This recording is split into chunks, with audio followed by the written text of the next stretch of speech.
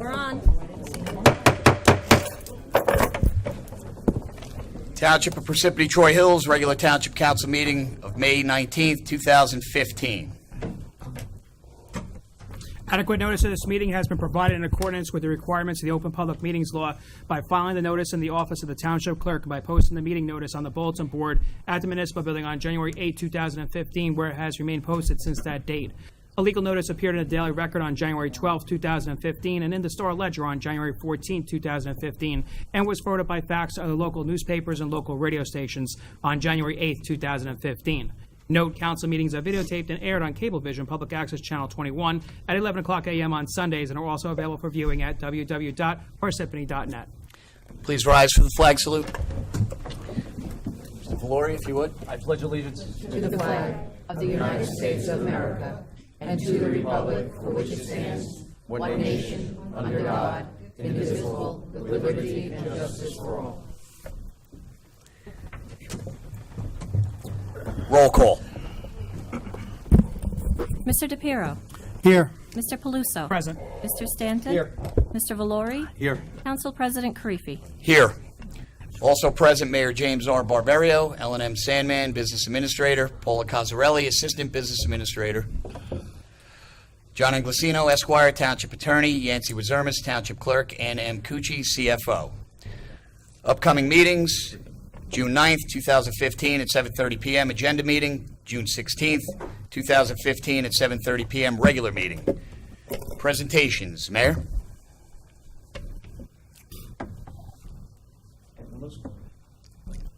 Mike's on, Mayor.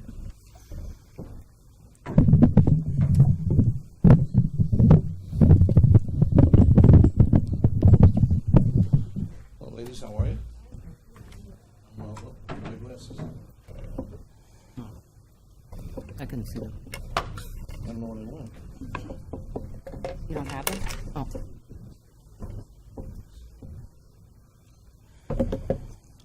That's going good?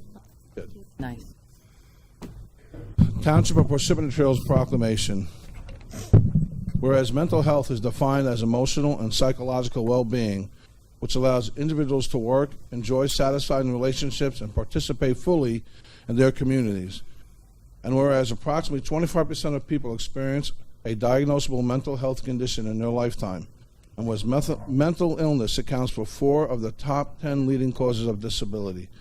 And whereas studies show that mental health is a significant component of physical health, and whereas studies have shown that every dollar invested in evidence-based treatment yields $2 to $10 in savings from lost productivity as well as health, criminal justice, and other costs. And whereas when offered adequate services, wellness and recovery are possible for all who live with mental illness. And whereas mental health awareness, prevention, and education encourage individuals to seek professional and/or social support. And whereas the New Jersey State Federation of Women's Club and National Alliance on Mental Illness of New Jersey are working together to raise awareness about the importance of mental health and to advance treatment opportunities for individuals with mental illness. Now therefore, I, James R. Barbera, the Mayor of the Township of Parsippany-Troy Hills, do hereby proclaim the month of May 2015 as Mental Health Month, during which time I encourage efforts on public awareness and education related to mental illness. I further urge citizens to maintain mental health and learn the symptoms of mental illness in order to get help when it is needed. Dated this 19th day of May 2015. That's for you. And I want to thank the Women's Club for all you do in the community of Parsippany. You are a great asset to the township. And of course, behind every good man is a woman in front of them. How you like that? That's right. Absolutely. Thank you, Mr. Mayor. Okay.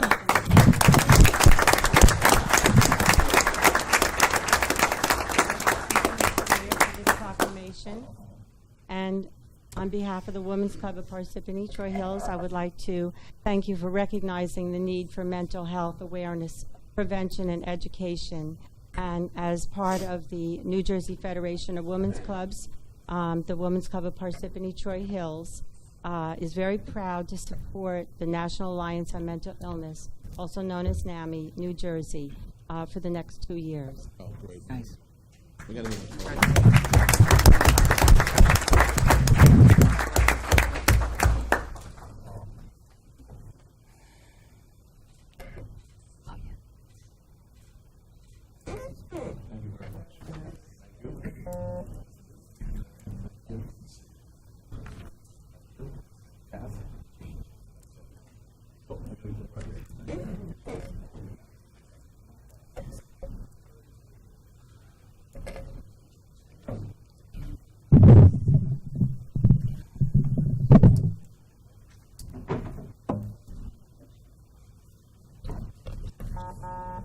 for my dear friend and well-missed man he will be. Reverend Horn, please come up to the front.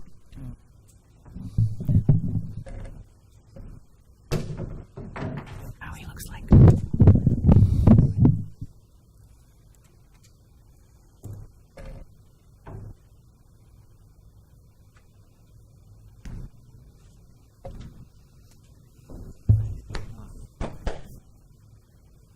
Oh, boy.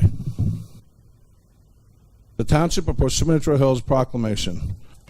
Whereas many individuals contribute to the well-being and welfare of others by giving tirelessly of their time and energy without desire for recognition or remuneration for personal gain, and whereas Reverend W. Horn has announced his retirement after serving 38 years as chaplain for Parsippany-Troy Hills Joint Chiefs Council, and whereas Reverend Horn has been a powerful influence in our community and has earned and also justly deserves public recognition for his 21 years of service as a chaplain for the Parsippany-Troy Hills Department.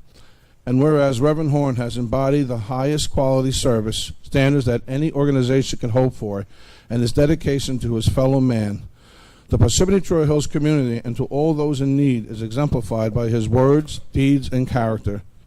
And whereas Reverend Horn has counseled and comforted our police, fire, and community members with spiritual insight, support, and a very calming demeanor.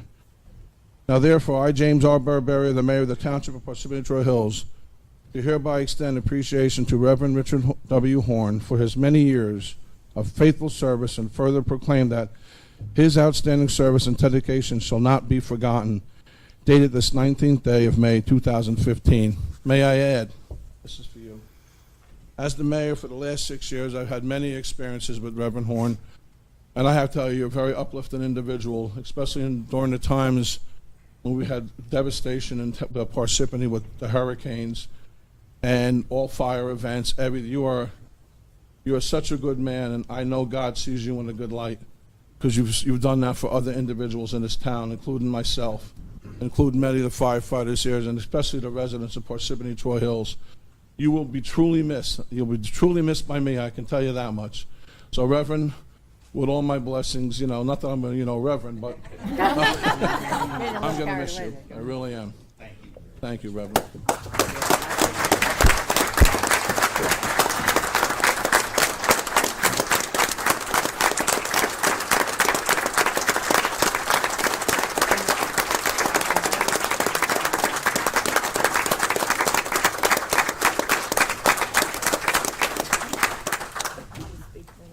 I'm embarrassed. I'm usually not at a loss for words, Mayor, but I am really honored not only by this, but by all of you being here tonight.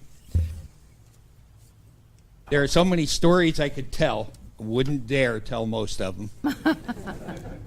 Those who have worked with me in the police department, the fire department, EMS, and rescue know that I've tried to be available to support them, because they're the ones doing the work, and I'm there as one of those supporting. So I thank all of you for your participation, and I accept this honor on your behalf as well.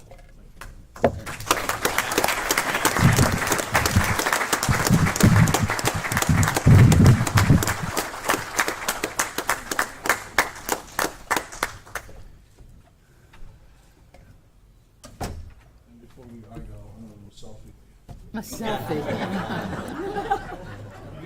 I noticed on the angles, I look lighter in some angles. Boy, I don't look light there.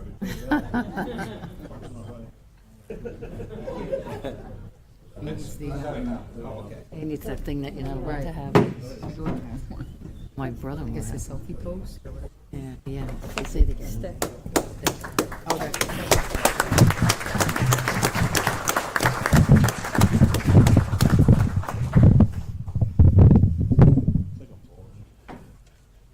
Can I bring up the department heads from the districts Nice. and the squads? Mayor, are you gonna talk about the incoming?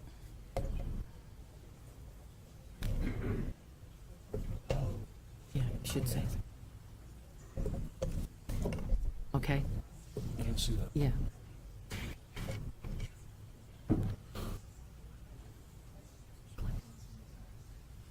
I'd like to thank everybody for coming tonight. I'd especially like to thank the mayor and council for allowing us time to recognize someone who's dedicated so many years of service to our community.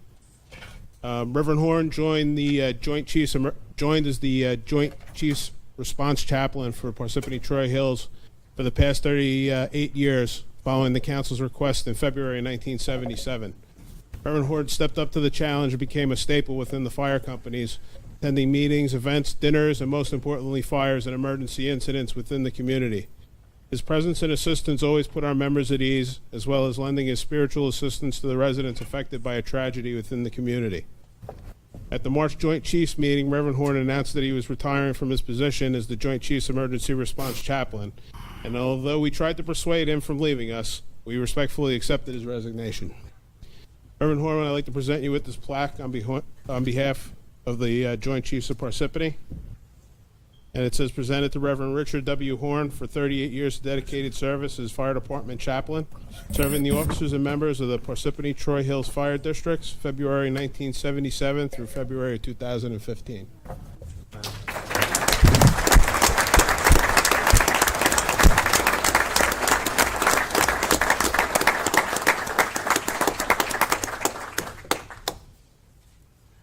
Okay, don't go. Yeah, let's try. Get everybody together here. Guys want to come on this side? Yeah. Come on Come this on around, side. but Come on then both don't sides. disappear because we got, I don't know, Okay. we got something else. While they're realigning themselves, let me make a quick comment. When I told them I was retiring, they tried to talk me out of it. Must we accept this? And I said, no, but I said, there's a condition on my retirement. And that is if you need me, call me. I'm not going to automatically respond. I'll still be around. So if you need my help. But at the same time, to recognize that we do have another chaplain who has taken the reins, Chaplain Don Bragg. And Chaplain Bragg is the one standing to my right, who has always been my right-hand man in chaplaincy.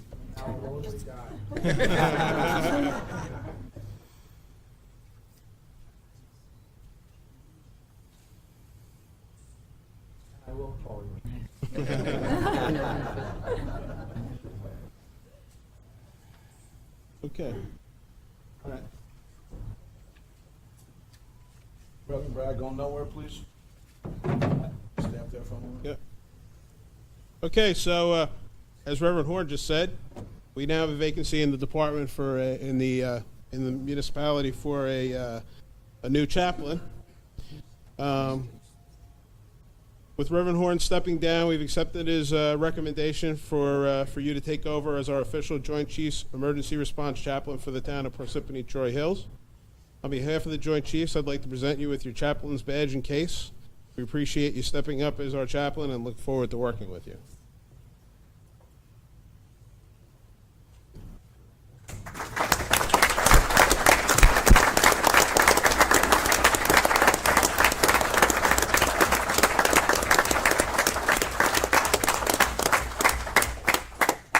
Got big shoes to fill, and I hope I'll do half as good. Thank you. I'm not usually, let's see. Just kidding. Thank you very much. Thank you. Thank you.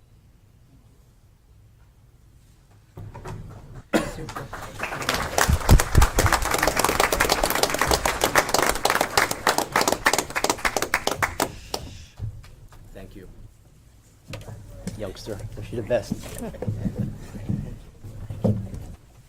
Reverend Bragg, one moment, please, if you can come up. We're getting away, that's easy. Sir, thank you. I tell you another thing. I have had the opportunity, once again, since I've been mayor, to work with the Reverend, and couldn't have. You're going to be an excellent chaplain. I won't be here in 38 years to give you a proclamation. But the fact is this: you were so instrumental in all emergency events during Hurricane Irene and Hurricane Sandy. And I have to tell you, the town, it didn't go unnoticed. You helped many residents out. People that were homeless, the Reverend made sure that they had places to live. So, Reverend, that should not go unrecognized. So I want to thank you for your commitment to the community.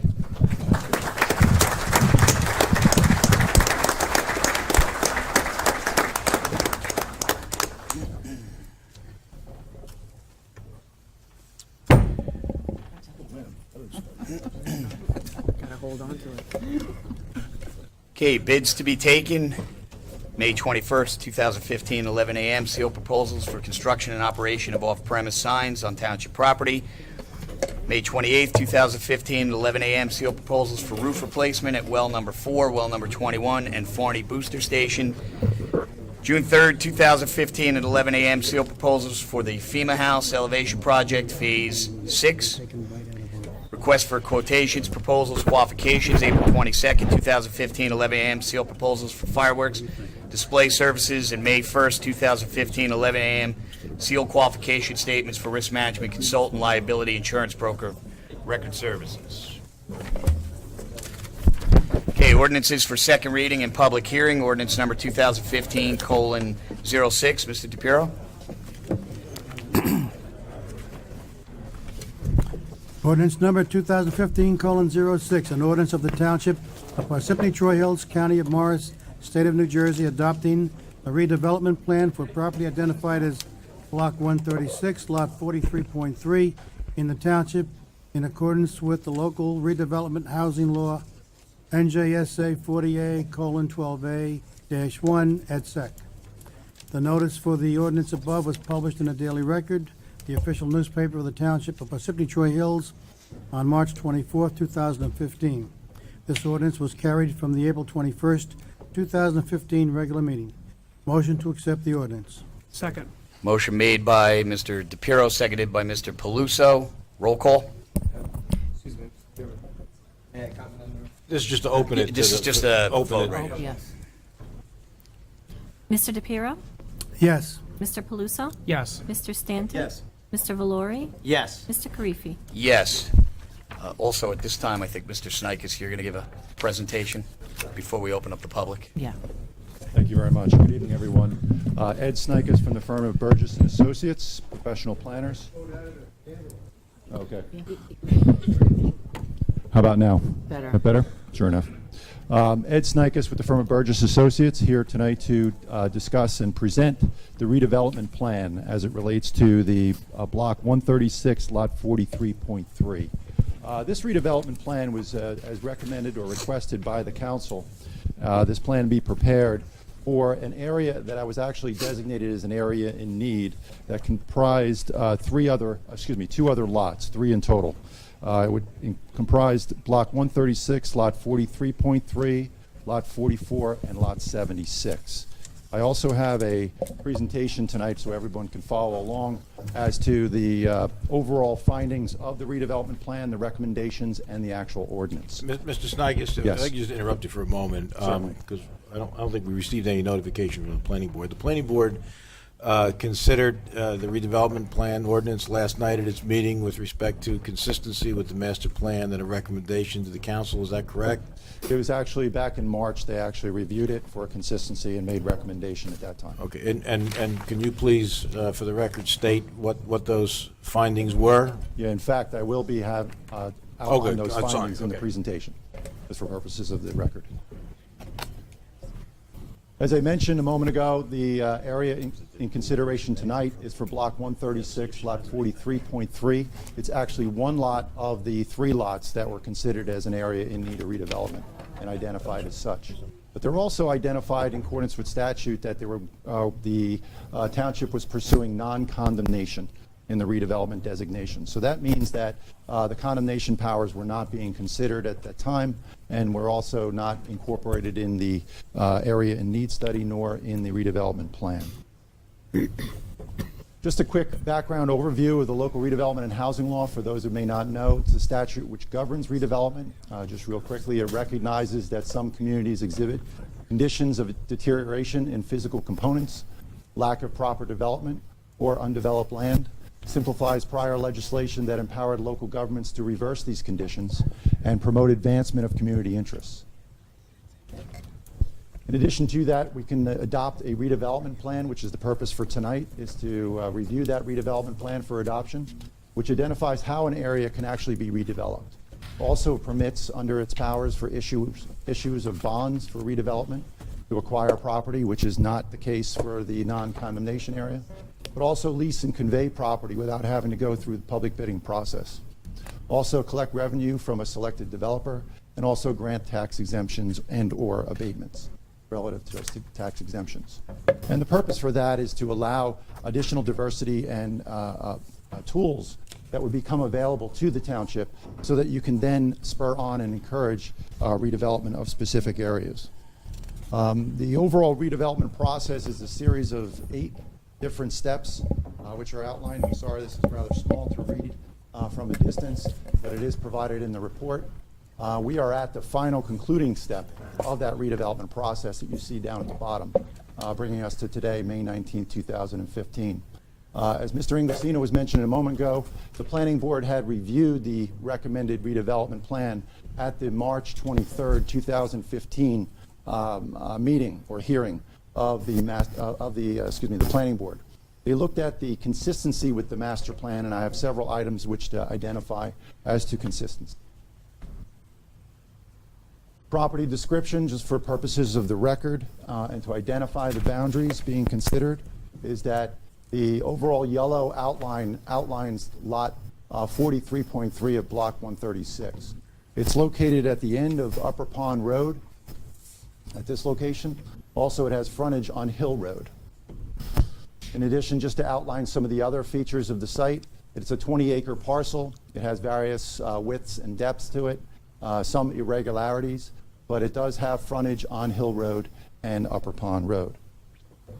In addition to that, there are some environmental constraints that were also considered and reviewed in the redevelopment area.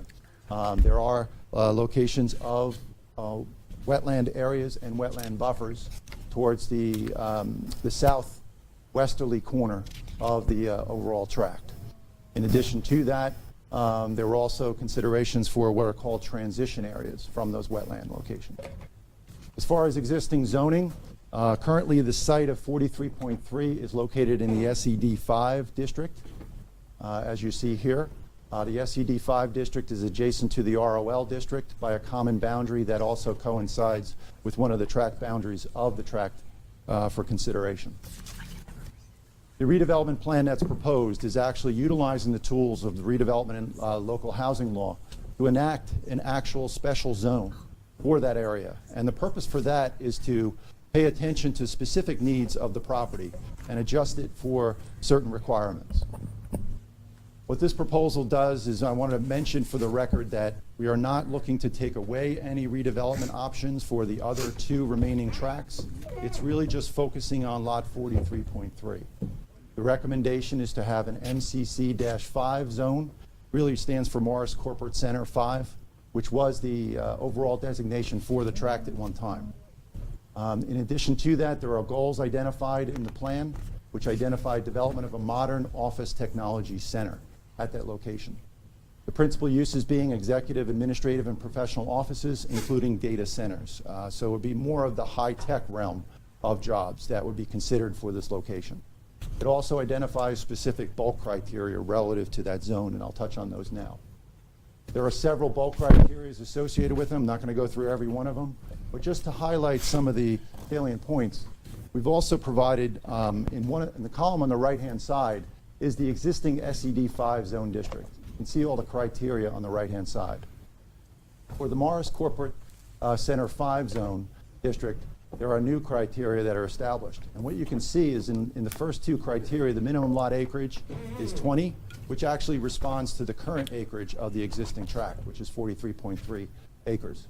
20 acres, for lot 43.3. And that the minimum lot width is 600 feet compared to the SED5, as you see on the right-hand side, the minimum acreage is 5 and the minimum lot width is 300 feet. In addition to that, one of the changes being requested and also identified in the report that the Planning Board sought to endorse it was that they're requesting the increase in the number of stories to 50 feet and the height slightly from 45 feet to 50 feet. And so that is some of the adjustments made to the existing zoning. But the planning board had recognized, due to the topographic relief on the property, if you remember, on the lower right-hand corner of the tract is in fact your low point where wetlands are, is that the building configuration being contemplated is located in that area.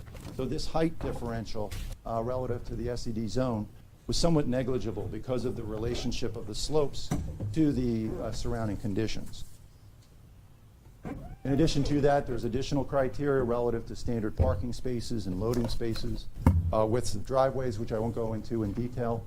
There was also adjustments to certain criteria relative to steep slopes. This was in recognition of the needs of the site. The site has some areas of steep slopes associated with it.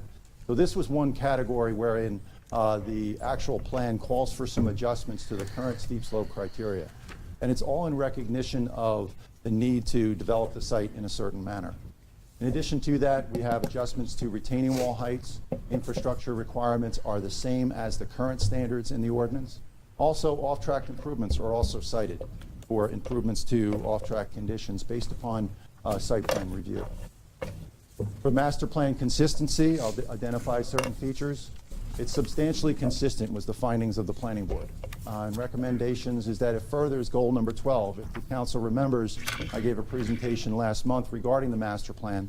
And in that objective, one of the goals and objectives identified in the current reexamination report is to preserve and enhance the office market, increase versatility, so that there's a need to enhance the current office market, find ways to encourage redevelopment and or additional development within our office marketplace. Also accommodates a modern state-of-the-art office and data facility. It constitutes significant high-tech job opportunities. Also promotes economic vitality through investment and the expanded marketplace due to the new location. It also implements and is consistent with the land use plan. The land use plan called for the SED 5 district. This new zone is actually going to be consistent with that intent and purpose of the land use plan. So those are the items of substantial consistency. Also, some of the redevelopment actions identified in the plan are such that some of the next steps would be a redevelopers agreement for the purposes of developing the property. There is no relocation contemplated. Oftentimes there is sometimes relocation contemplated, but in this instance it's a vacant site. There's no acquisition being identified in the redevelopment study, but also there's site plan and submission review requirements. So we'll have to go through the normal channels of the planning board for a review and evaluation of its compliance with certain criteria. And so with that, that provides you with the general overview of the redevelopment plan. And at this point, I would open it for any questions. Mr. Council President, the clerk just received a memo addressed to the clerk from Peggy Maters, the Planning Board Secretary. It's dated March 24 of 2015 regarding this redevelopment plan. I'd just like to read briefly, if I may, into the record what it says. It says at the regular meeting of the Planning Board on Monday, March 23rd, 2015, a review was completed of the redevelopment plan for Block 136, Lot 43.3. The following motion was made and passed unanimously. Quote, to approve the redevelopment plan for Block 136, Lot 43.3, which is found to be consistent with the master plan, and recommend passage by the Township Council. Should you have any questions or need further information, please do not hesitate to contact this office. Thank you. Thank you. Does anyone have any questions of Mr. Snikes? Thank you. Okay, thank you. Great job. Okay, at this time, I'll entertain a motion to open up the public hearing on this ordinance and this ordinance only. Make a motion. Motion made by Mr. Valori, seconded by Mr. Peluso. All in favor? Aye. Opposed? Okay, please state your name, address. You'll be given 3 minutes. Thank you. Sign in as well. There's a sign-in sheet there.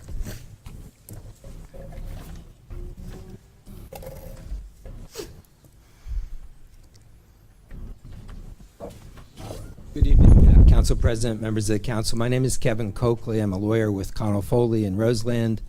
We represent Morris Corporate Center 6, the owner of the adjacent property, and SJP Properties, a property owner in the area. Our principal problem with this plan is that it doesn't require installation of the infrastructure in order to provide a roadway which splits the traffic from Upper Pond Road and Cherry Hill Road. That was the plan that was approved by the planning board when they gave site plan approval to this project in 2006. My client, Morris 6, gave an easement to allow that road to be built. They are ready to dedicate lands to the township and the county in order to allow that road to be built. The road is important. There's 1,002 cars to be parked here. There's a lot of construction vehicles that are going to come in and out of here. A tremendous amount of material has to be moved. We think those reasons indicate that there ought to be a directive from council to require the infrastructure to be installed. That's important to the people who are in the park. They have a very high vacancy rate, as you know, and is in the plan that's before you. It doesn't help them to create traffic problems out in that area. And so for those reasons, we ask you to stop, investigate whether you should require this road, and then act accordingly. I should emphasize, we're not against the plan. We're not against the project. We are in favor of the project if the infrastructure is built that makes it susceptible to being reasonably utilized in the community. Thank you very much. Thank you.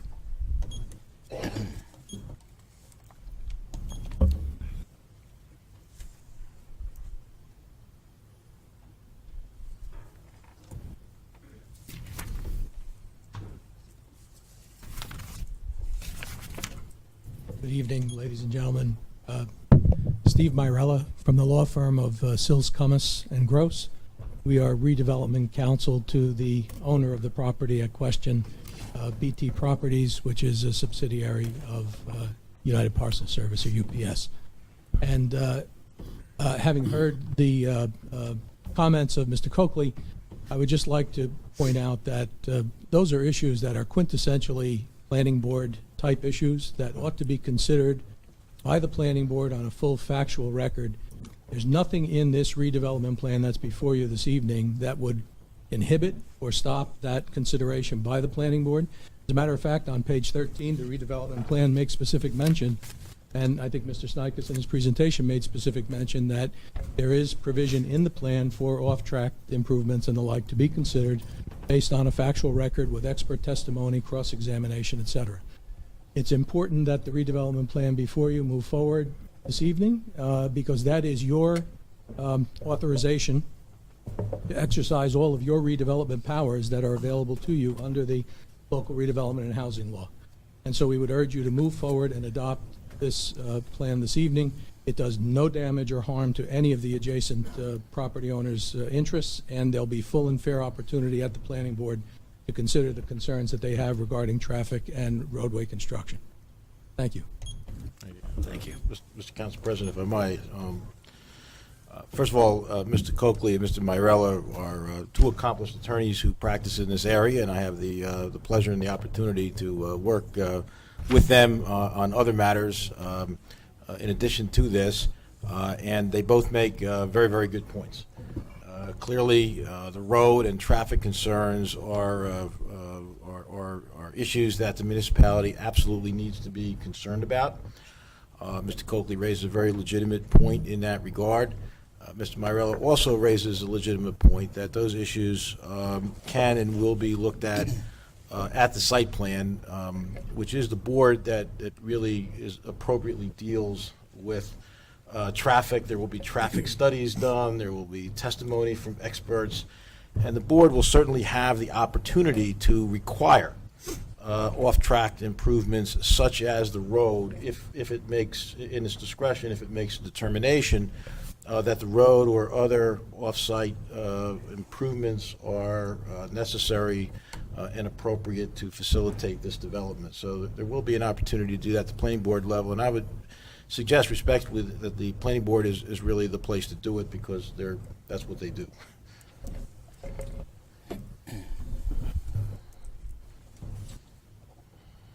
Nicholas Homiak, Lake Hiawatha.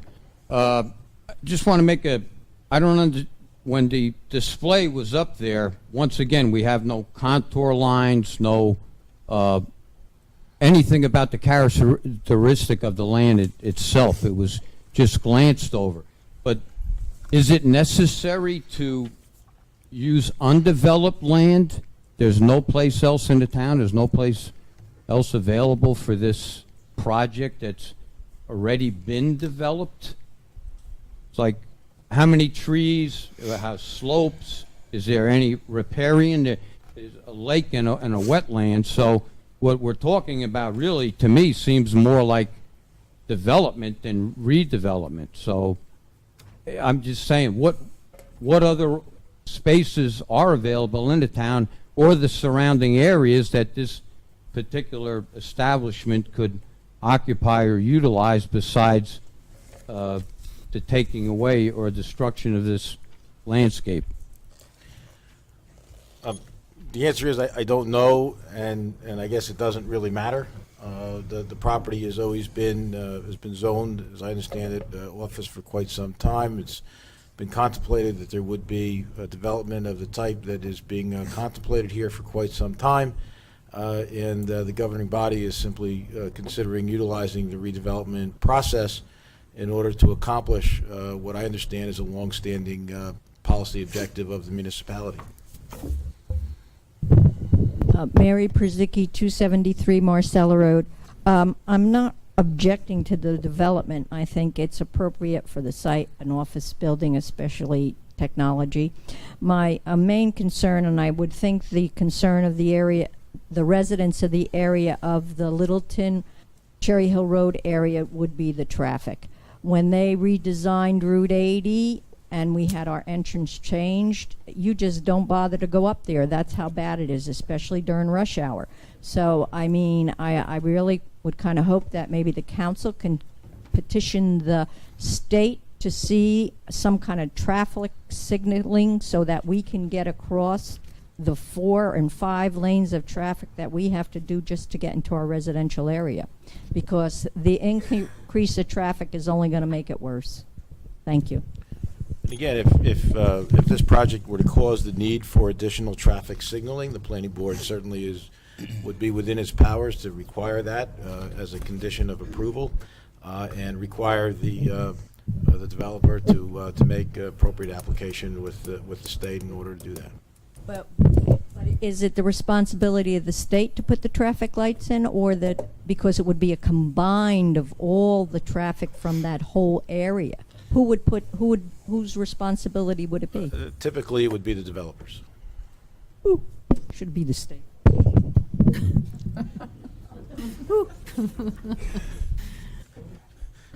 Okay, see no one else come forward. Oh, wait. State's broke.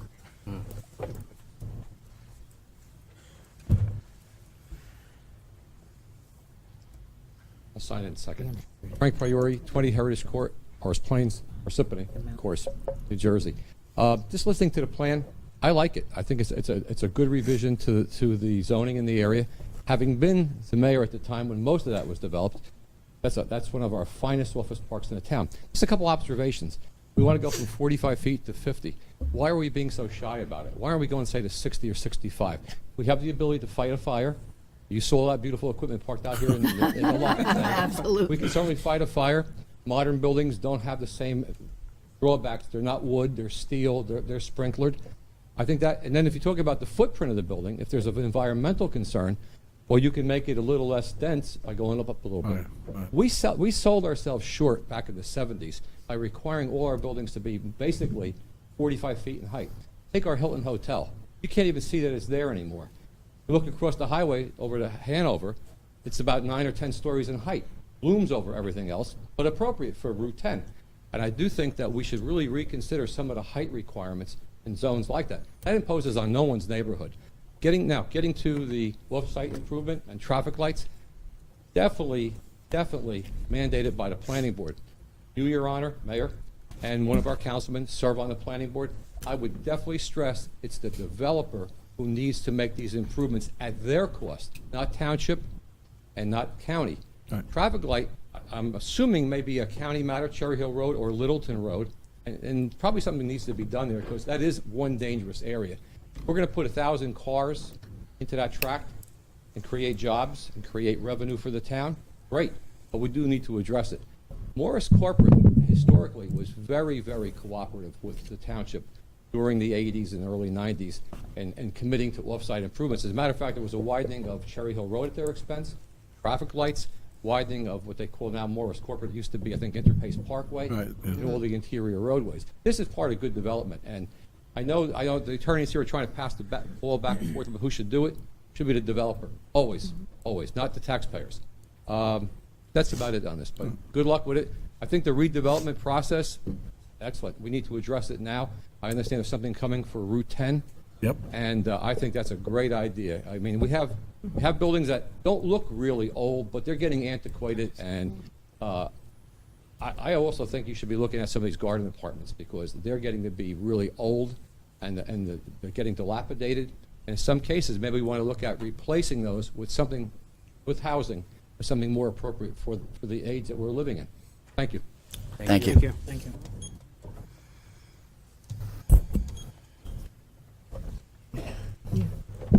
I always say, with all due respect, I think the biggest Just problem. state your name and Julia address. Peterson.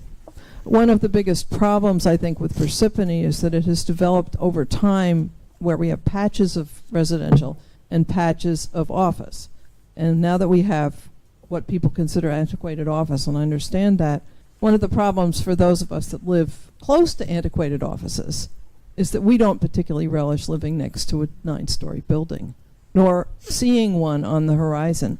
And if all of the development was in one place, that would be one thing. But all over town, there are people living right next to office buildings. So when we do this redevelopment, and that's not the case for that Hill Road place, that does have one of the only remaining hills of the hills of Troy that are left. But I understand that it has to be developed. But this is the second week I've been here and somebody said what we need is more height. And I don't know whether the residents are really on with that.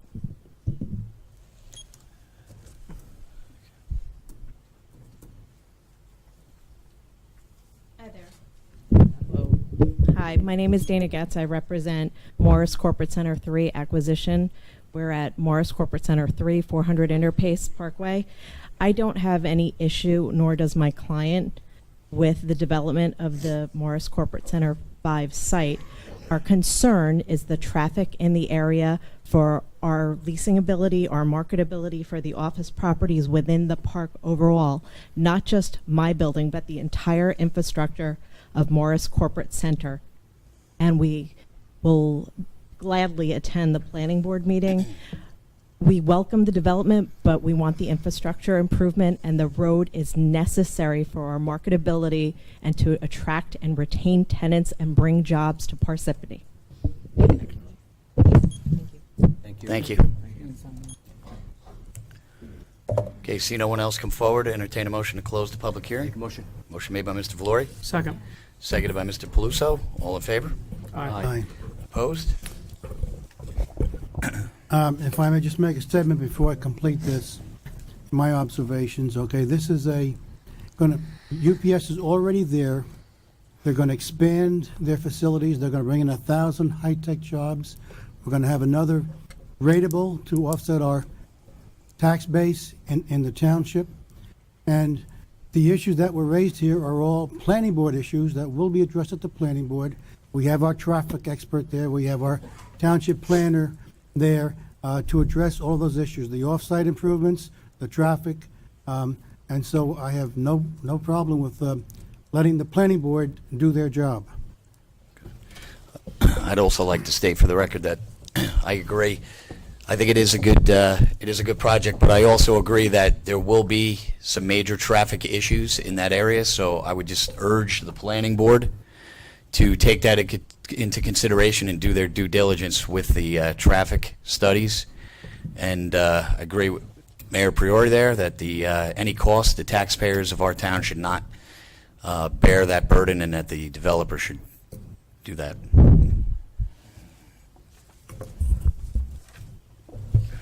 Are we done? Okay. Okay. Whereas the above ordinance was read in title on second reading and a hearing held thereon, now therefore be it resolved that said ordinance be passed on final reading, and that a notice of final passage of said ordinance be published in the newspaper according to law. Motion to approve the resolution. Second. Motion made by Mr. DePiero, seconded by Mr. Paluso. Roll call. Mr. DePiero? Yes. Mr. Paluso? Yes. Mr. Stanton? Yes. Mr. Valori? Yes. Mr. Karifi? Yes.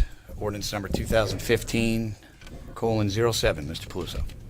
Okay, before I read ordinance number 2015:7, there was some information that was brought to my attention prior to the council meeting. I'd like to make a motion to table it for further discussion until the next council meeting. Second.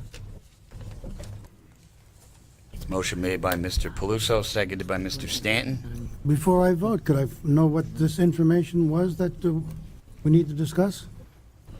Yes, there was additional information brought to my attention about the appraisals and the purpose of the property. By who? Councilman Stanton. I was actually the one that brought it up. Okay, I well brought then- up the value of the appraisal and also the mortgage holder. So we asked the table for further discussion next week. Well, I think we're talking about essentially a contract issue that's appropriate for executive session. Can either do that tonight or at another time. Yeah, the issues that are raised, it appears to me, relative to this ordinance and this acquisition are contract in nature, so they would be appropriate for closed session discussion. That can either be tonight or at a later date. It's the council's pleasure. I'm good for either. If Next meeting or the tonight. council is in agreement, I'd like to motion that we can discuss it in closed session, I'll second. so we can move this forward tonight if we can get resolution. That's fine. Thank you. Okay. Yeah. Is it the table is still on? Motion to table is Why don't you pass the Table motion till to further table, discussion. and then you can go into closed session at the end of the meeting on this subject. Yes. Okay, motion made by Mr. Paluso, seconded by Mr. Stanton. Roll call. Mr. DePiero? As I understand it, the motion is to table it Table it. For further for discussion. now, For now. and then go into closed this session evening. tonight, and we could come back and vote on it after the closed session? That's correct. Yes. Okay, yes. Mr. Paluso? Yes. Mr. Stanton? Yes. Mr. Valori? Yes. Mr. Karifi? Yes.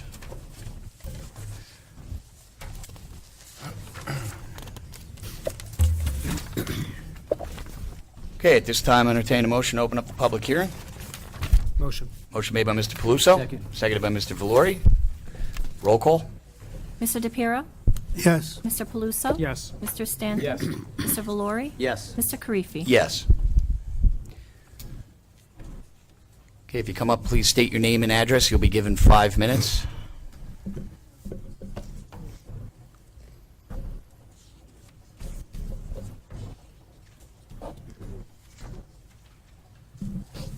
Good evening. Ken Dolsky, 21 Winfield Drive. I would like to say a few words and describe some information that I am going to provide to you regarding Ordinance 2015:10, which I understand you intend to introduce after after the public portion. I would rather have been talking after you introduced it, but I'll assume it's a fait accompli here. What I've done is I've provided some background information, or I should say some supporting information that I'm going to give to you. But before I do that, I wanted to describe a little bit of the background behind this information. From working with our land use attorney in the Coalition Against the Pilgrim Pipeline, we understand that the New Jersey legislature has delegated municipalities wide-ranging authority under the municipal land use law to enact ordinances to protect the welfare of the residents regarding land usage. In addition, since there's no siting law or process in New Jersey for oil lines, this is also left to municipalities to manage and to somewhat regulate and including their zoning ordinances. However, municipalities need factual reasons for passing ordinances and provide evidence that the ordinances are needed. Basically, they need to back up their logic and claims in order not to be subject to arguments that they are unreasonably constraining commerce. One comment in this situation, where we're talking about an unregulated hazardous material pipeline and oil pipeline, the fact that there are two other methods currently in use for transporting oil, that is barges and trains, demonstrates that opposing pipelines is not an unreasonable constraint of commerce. The zoning ordinances, obviously, as you know, can be passed to protect property values, public health, and environment. These are the three areas of our documentation support. So therefore, I prepared several documents that provide the evidence and rationale for prohibiting unregulated hazardous material pipelines and wish to make this part of the record associated with passing this ordinance. And I'm not going to go into them in detail, but I will just read you the titles of each of these. You'll excuse me, they're a little long. The first is the effect of proximity of pipelines and spills from pipelines on property values. And it's research that was conducted that demonstrates that even the proximity of a residence or a commercial building to a pipeline can cause it to be assessed for less value, and specifically many cases where oil leaks have also caused depreciation of property values. The second is health effects of exposure to crude oil and refined products. This is material that was researched and compiled by a doctor that talks about the health effects of exposure to both crude oil and to the refined oil products such as gasoline and home heating oil. The third is pipeline construction and environmental impacts in Parsippany.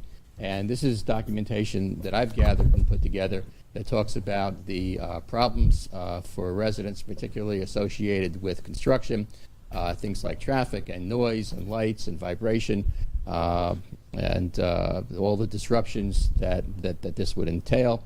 And I've also described the environment in Parsippany in particular, through which this pipeline would travel, and described some of the problems that would be involved, especially with the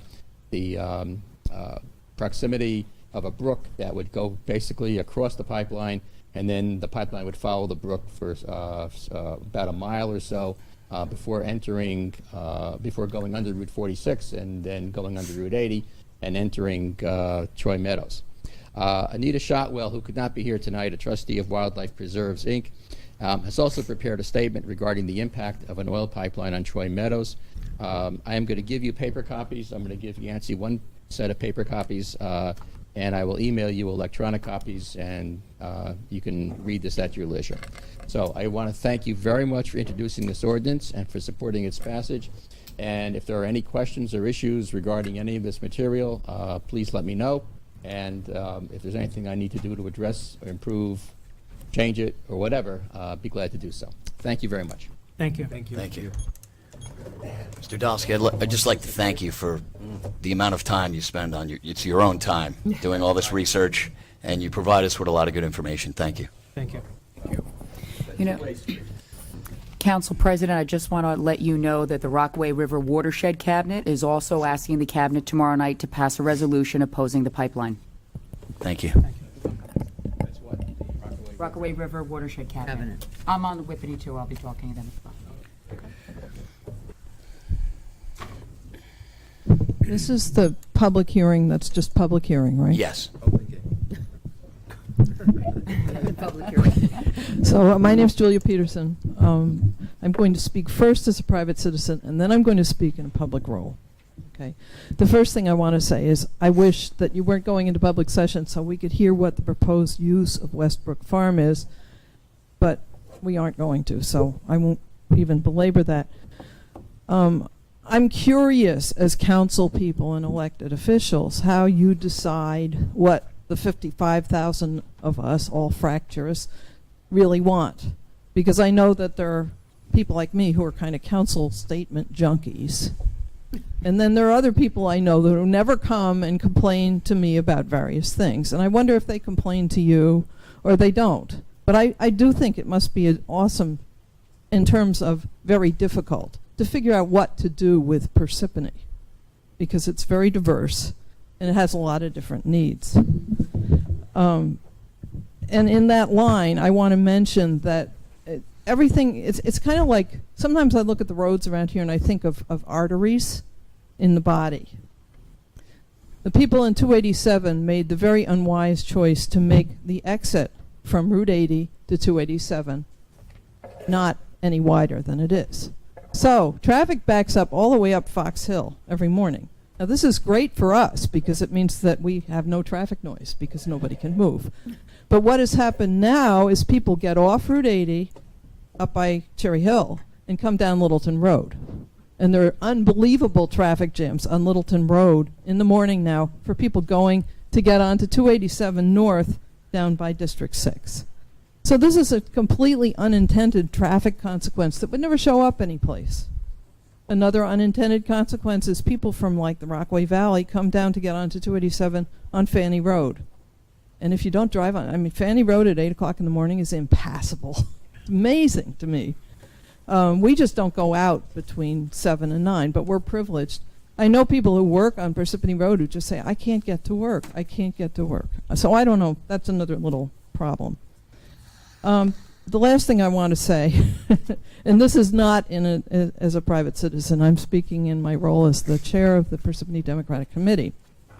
And we feel we're getting a bad rap here because our PAC, the Democratic PAC in Washington, which we have nothing to do with, is giving a lot of Republicans money and nobody else money.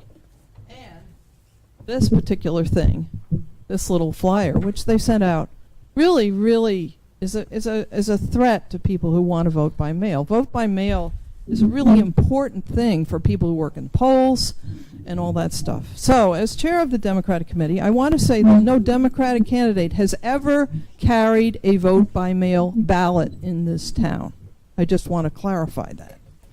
Okay, and I also want to say that the way this development thing works, all of a sudden the unions have realized that people in Parsippany aren't that keen about development, like at Waterview.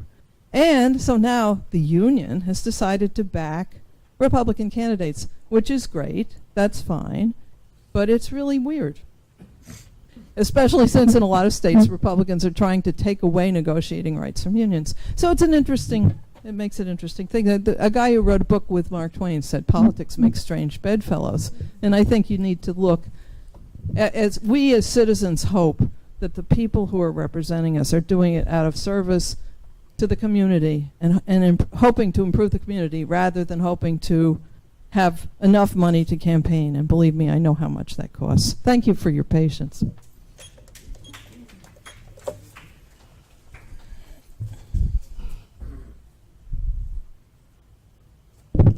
Nicholas Lemanov, 178 North Beverwick Road, Lake Hiawatha. I would just like to take a moment to wish Township Clerk Yancy Wazermis a very happy birthday and thank her for everything she does in the township. I know that being a clerk is not easy, and from the Parsippany Focus staff, we would like to give you flowers. July 28th is my birthday, Nick. I'm 2 days later. I know I'm not getting.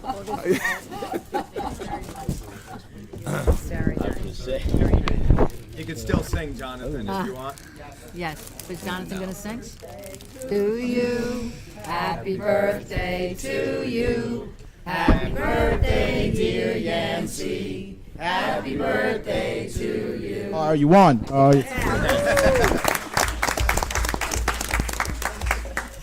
Very sweet.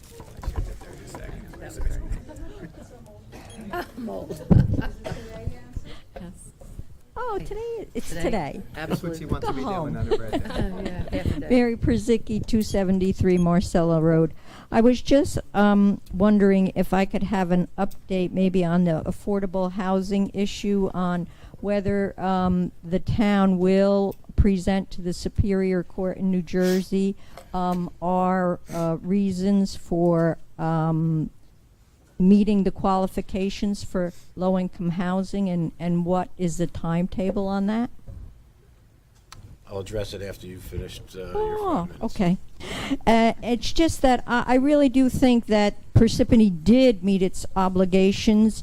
When you read through the master plan review, it even said that in, I believe it was 1996, the Fair Housing Plan provided for 833 units of affordable housing, or 53 units more than its fair share obligation. And the town did apply for the third round certification in 2006 and 2008. And of course, COA at the time, I don't know what they were doing, sleeping on a switch, I guess, but they didn't reply. So I think we should aggressively approach the fact that we've met our numbers. When you talked, Mr. Inglesino, about the median income for the township of Parsippany last week. You did. Well, anyhow, I did some research myself, and yes, the median income, according to the report, is $125,865, but that is only 40% of the households make that. So in my estimation, 60% make less. So there are reasons. The water, I agree with Mr. Homiak. I don't believe that we will meet our water obligations if we keep on developing the way we're developing. Our resources, schools, police, you go to these numbers and eventually you will need a paid fire department, all in the negative of what our obligations have already been met. And I think the way I understand it, the courts in Trenton, there's three ways they hear it. One is from the township's attorney with the opinion of why the township should be exempt from the affordable housing. Then the Affordable Housing Council, I guess, itself, they present their facts. And then thirdly, the developer's lawyer. Now, the way I look at it, all the developments in this town and Waterview, only 20% of the 100 units or 100 buildable, whatever you want to call them, lots, units, whatever, go for low-income housing. 80% of the rest go for, I believe, fair market value. Now, who the heck is benefiting from here? Not me, not even the people who need the housing, but those developers. And that, in my estimation, is called greed. So I hope that this township aggressively states our case, that we have met our obligations and that the hardships, if we would have to produce more. I mean, when you look at the fact, when you say the office buildings in itself has X amount of people coming in, look at the type of corporate businesses that come in, and its management and technology. Yeah, they are going to be making more. So, I mean, how do you want your corporate centers to look? So I hope you take that into consideration when you guys say, yes, go for it. I don't know, are they? Hey, you can answer me. I don't want to intrude upon your time. That's okay. Are you? Go ahead. Have you concluded? Well, I had one more little thing, but that's all 30 right. seconds. I only have 30 seconds, so you got to, what the heck. Do you have any more questions, or? No. Oh, my other question is that the housing on the budget here, it's $75,000, and I tell you something. Go take a look at some of the neighborhoods. They need some housing maintenance inspections, and with $75,000 in a budget as wages, no wonder why some of the neighborhoods look the way they do. Okay. Okay. Time's up. To answer your question, the mayor has directed me to prepare and file a declaratory judgment action, which we will do prior to the deadline of July 8th. We have a window we can file between June 8th and July 8th. That declaratory judgment action is in the process of being completed, but it will, among other things, seek an order of immunity for the township to protect it against builders' remedy lawsuits, so that we have an opportunity to determine what our affordable housing obligation is, and that we have an opportunity to prepare a plan to provide for where that affordable housing will be. With respect to our number, you are correct in that Parsippany has satisfied its round 2 obligation number. Round 2 ended in 1999, and the Fair Share Housing Council, the Builders Association, has been in the courts with COA until March 10th of this year, so some 15 years litigating. whether or not various iterations of round 3 regulations were constitutional. And the court has indicated that all of the round 3 iterations of regulations promulgated by various administrations over the past 15 years are unconstitutional. And the court very specifically indicated that the round 2 methodology must be utilized in order to calculate every municipality's fair share obligation. What does that mean? Well, the Fair Share Housing Center and the Builders Association have retained experts to do the calculation, and they have Parsippany's affordable housing obligation in excess of 1,000 units, just the affordable housing obligation. Under the builder's remedy, you multiply that by 4, that would almost double the amount of multifamily housing that exists in Parsippany. There is, I guess, a mercy rule of sorts of capping at 1,000 units. Parsippany is not the only municipality in Morris County that is in that boat. Several municipalities, including my town of Rockaway Township, also has a similar number. And as I indicated to you last week, for the benefit of those who may not have been here, there are 3 factors basically that go into the round 2 methodology. One is your vacant land available. So the more vacant land you have, if there are developable tracts of open space land that can be developed, irrespective of zoning, that's going to increase your number. Wealth and number of jobs that you have, we can't change that. That's the policy, that's the law. So we have to deal with that. And so what happens is that many suburban municipalities, particularly suburban municipalities in Morris County, have numbers that are just, irrational. And then when you look in the urban areas, Jersey City, 0. Bayonne, 0. Newark, 0. Orange, 0. There's no obligation in those areas. So we can argue that from a public policy perspective, we have an antiquated housing policy, in part because of inaction by the legislature, in part because administrations haven't promulgated constitutional regulations. Whatever the reason is, it is, and so the court is taking over, as it did back in the 1970s in Mount Laurel 1 and back in the mid-1980s with Mount Laurel 2. The League of Municipalities has not retained an expert and is not providing numbers to municipalities. So municipalities are on their own in terms of working with their planners to figure out what their number should be under round 2 methodology. What Mr. Snykes, your planner, has said is that it's going to be a higher number. Mr. Purcell, who did the calculations for COA, I think had Parsippany's number at about 368.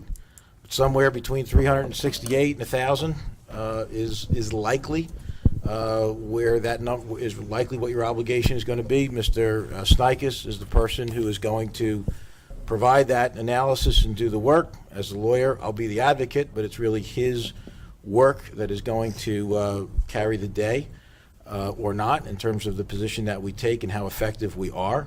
But it's not correct any longer to say that Parsippany has satisfied its number. It's correct that we've satisfied it through 1999. Yeah, but that was the round 2. That was and round 2. You're and telling me that no. Well, round 2 ended in the way I am 1998. assuming that you're saying that you need to follow they're going to follow the round 2 guidelines. But if we met the round 2 guidelines. No, the methodology that resulted, it's a methodology. The methodology that resulted in round 2 calculations, gave a number to Parsippany. And Parsippany satisfied that number as of 1999. So the question is, what is the obligation for round 3, which goes through 2025? So 1999 to 2025, what's that number? The court has said that you must use the same methodology that was used to calculate round 2 to calculate round 3. And one of the reasons why the number is so big is because from 1999 until 2015, nobody's been forced to build anything. So, there are a lot of arguments that are going to be made in court. A lot of the, municipal attorneys have been collaborating. I think we're all going to make some similar arguments, both with regard to trying to reduce the number because of the impacts, unfair impacts, unbelievable potential impacts on municipalities like Parsippany, and also, the time frame to implement this mandate.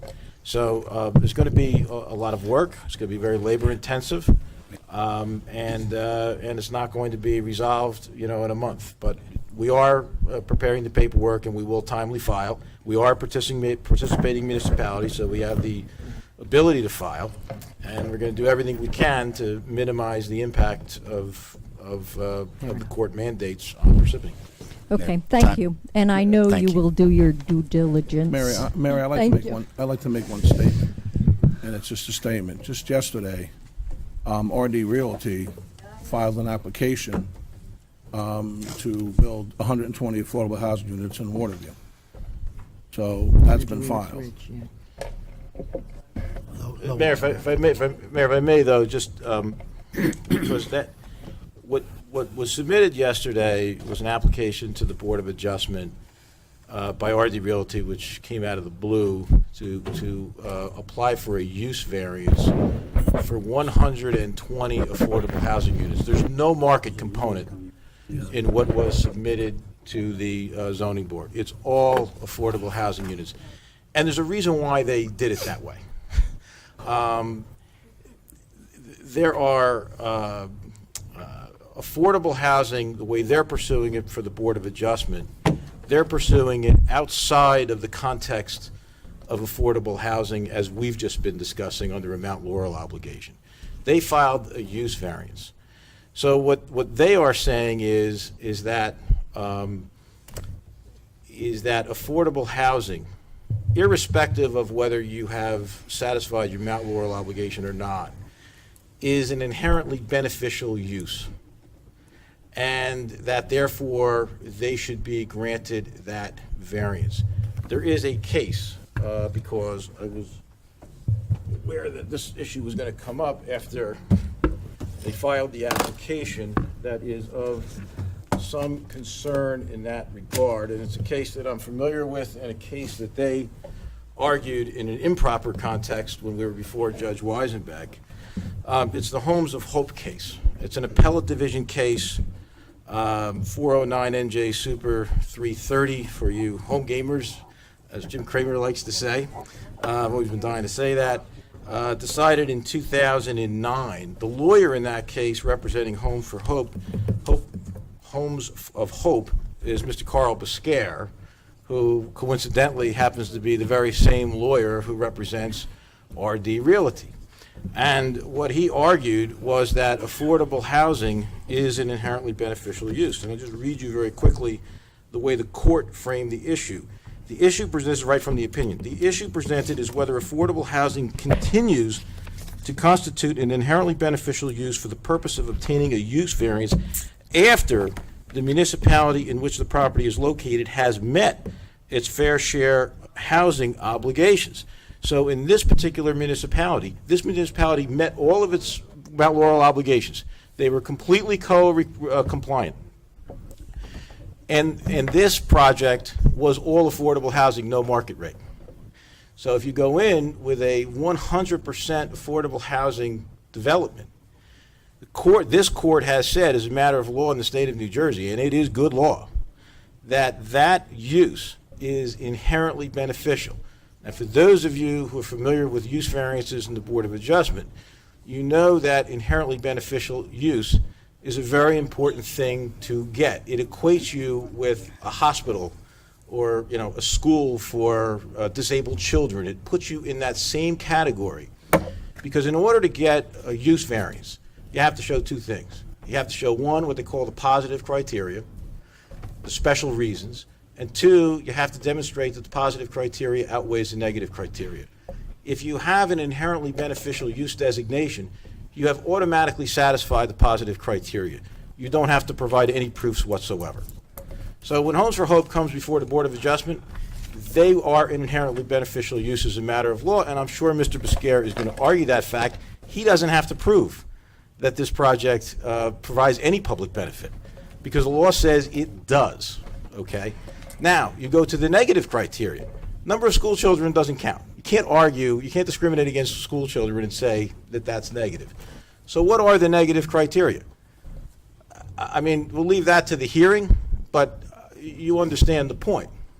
So, as I've indicated, time and time again on this, is that, you have three avenues with regard to a property like this. Number one, you can agree with the developer on a project that is acceptable to the town. Number two, you can buy it. Or number three, you can leave the fate of the property in the hands of a court. And, for better or worse, what Parsippany has elected to do up to now is to leave it into the fate of the hands of a court. So, if they come in for this project, I'm not going to predetermine what may happen, but I'm giving you the lay of the land, as it were, because the facts are the facts. They're going to be an inherently beneficial use, and the Board of Adjustment will grant the application or deny the application. I'm sure if the application is denied, they're going to run to court, and I'm sure Mr. Biscayne is going to make the same arguments in this case that he made in Homes for Hope. Well, you won when RD Mary, your time's up. Didn't you? I know it. Okay, sorry. Different issue before with RD Realty, and as I told you, I had Breed a of high level of developers. confidence Amen. that we would win round one with them as it relates to the validity of your current zoning, and we did prevail, as you may recall, in that action. Of course, that was before the March 10th Supreme Court decision, and that issue had nothing to do with an issue before the Board of Adjustment. Entirely different case. Hey, John, can the council get a copy of this statute? It's a case. Okay. I have made some copies for the council. Feel free to read it. There you go. Great. It's not pleasant reading from your There perspective. you go. We'll have to get more copies made. So my point obviously is it's getting increasingly difficult to say that, we can protect that property from being developed.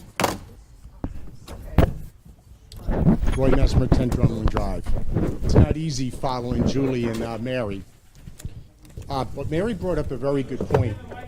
Here's more copies, Paul. for everybody. Mary brought up a very good point a few minutes ago regarding the maintenance ordinance that we have in town.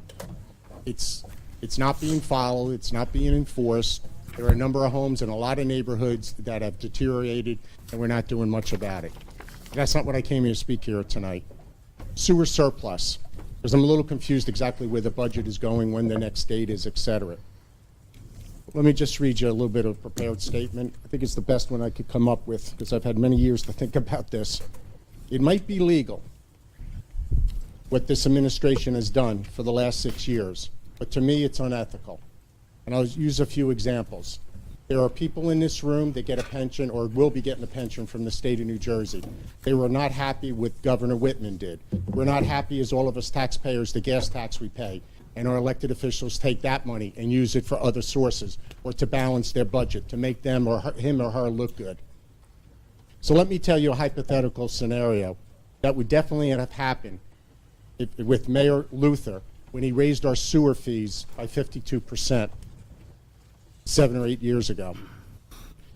If he had used that money that he had accumulated in that first year or second year and put it towards the budget, guaranteed, as a councilman at that time and his 2 running mates, they would have went berserk. And it would tell the public that that was wrong. And now, the future. This mayor will, in 2 years, will tell everybody through a flyer, through mailings, whatever, telephone calls, that he's kept the budget under 2% or 1%. Well, that's because he's taken a lot of money out of our sewer surplus. Now let's talk about the business aspect of the sewer plant. That is a business. We pay a user fee. This year's $1.2 million that should be a business expense charged to depreciation and reserved in accumulated depreciation for future replacement monies. This is the right way, and that's how you run a properly run business. should not be used for other sources, because there are some young police officers here tonight who are going to be around in 20, 25 years, whether they're residents here or not.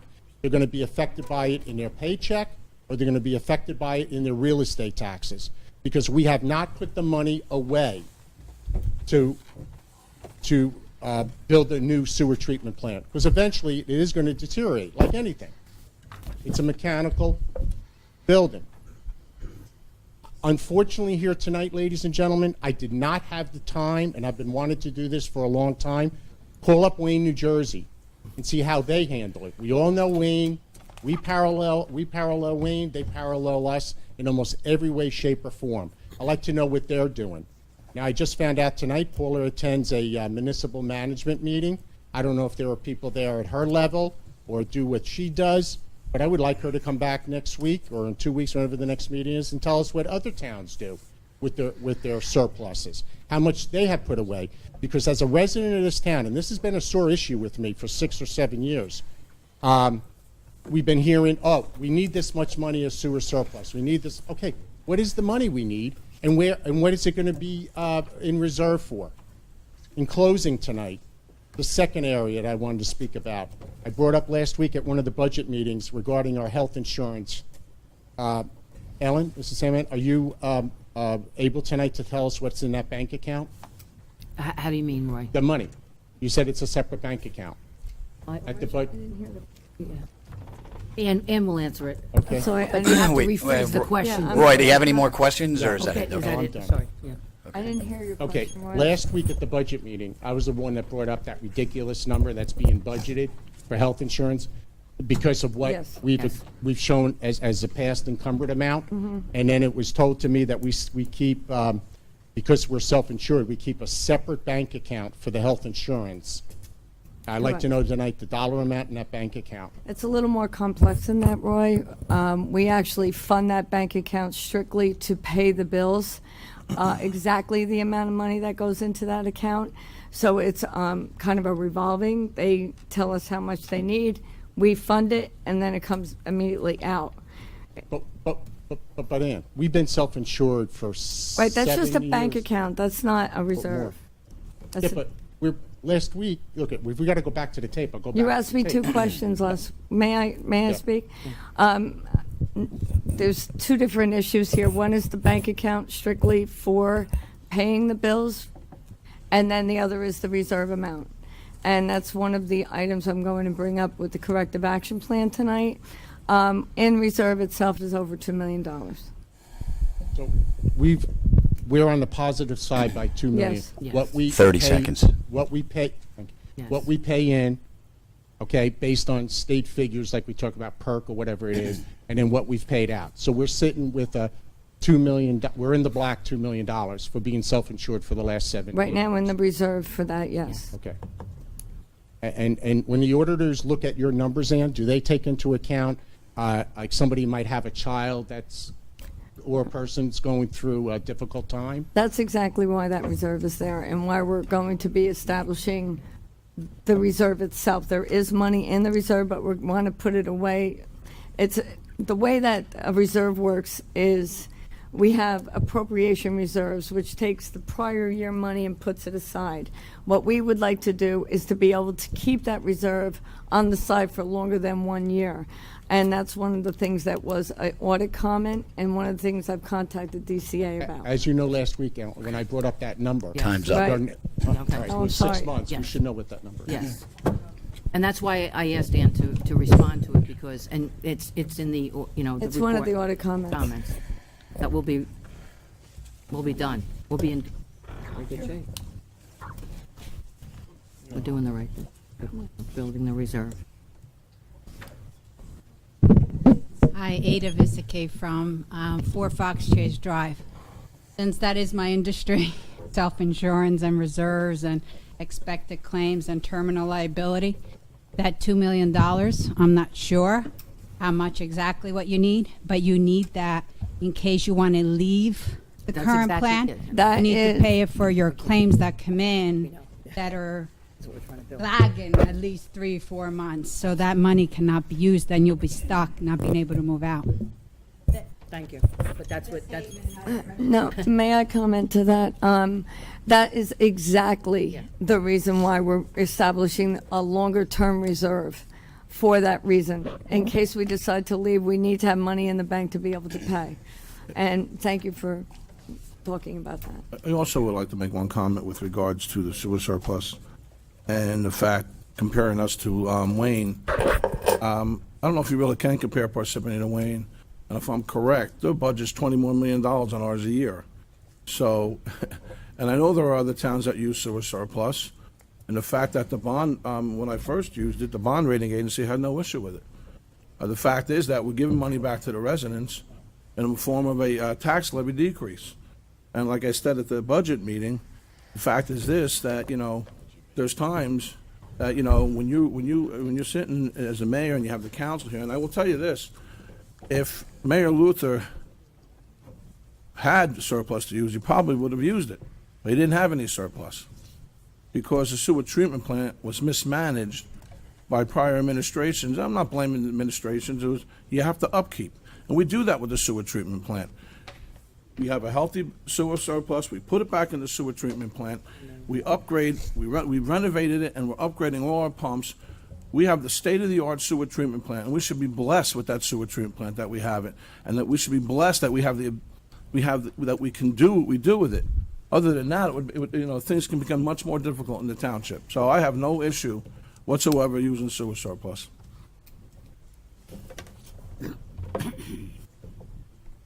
All yours, Vinny. Good evening, everyone. My name is Vinny Schindel. I'm at 3FX Downey Court. I would like a clarification, if I could get it either from the council or from the town attorney. I heard this RJ Realty. Is that the same as Waterview? Question number one. Yes. The application that they applied for 120 or 124 low housing units, is that in place of what they wanted to do with the box store up there? No.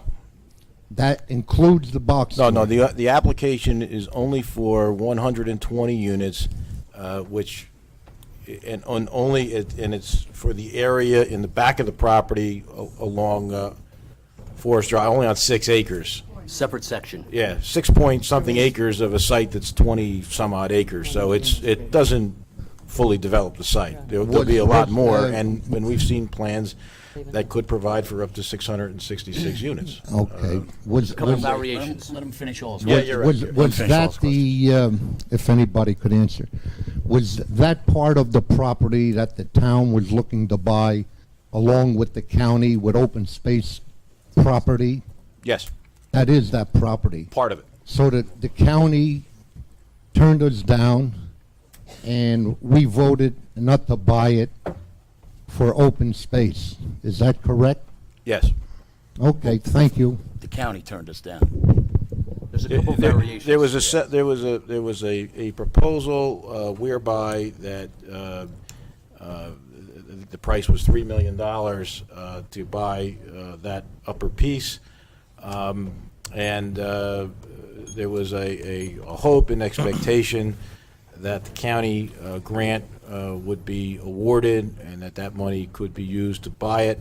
The county grant was not awarded, and there was a decision made not to use local dollars to buy it. But the expectation was that there would be a county grant, which didn't come through.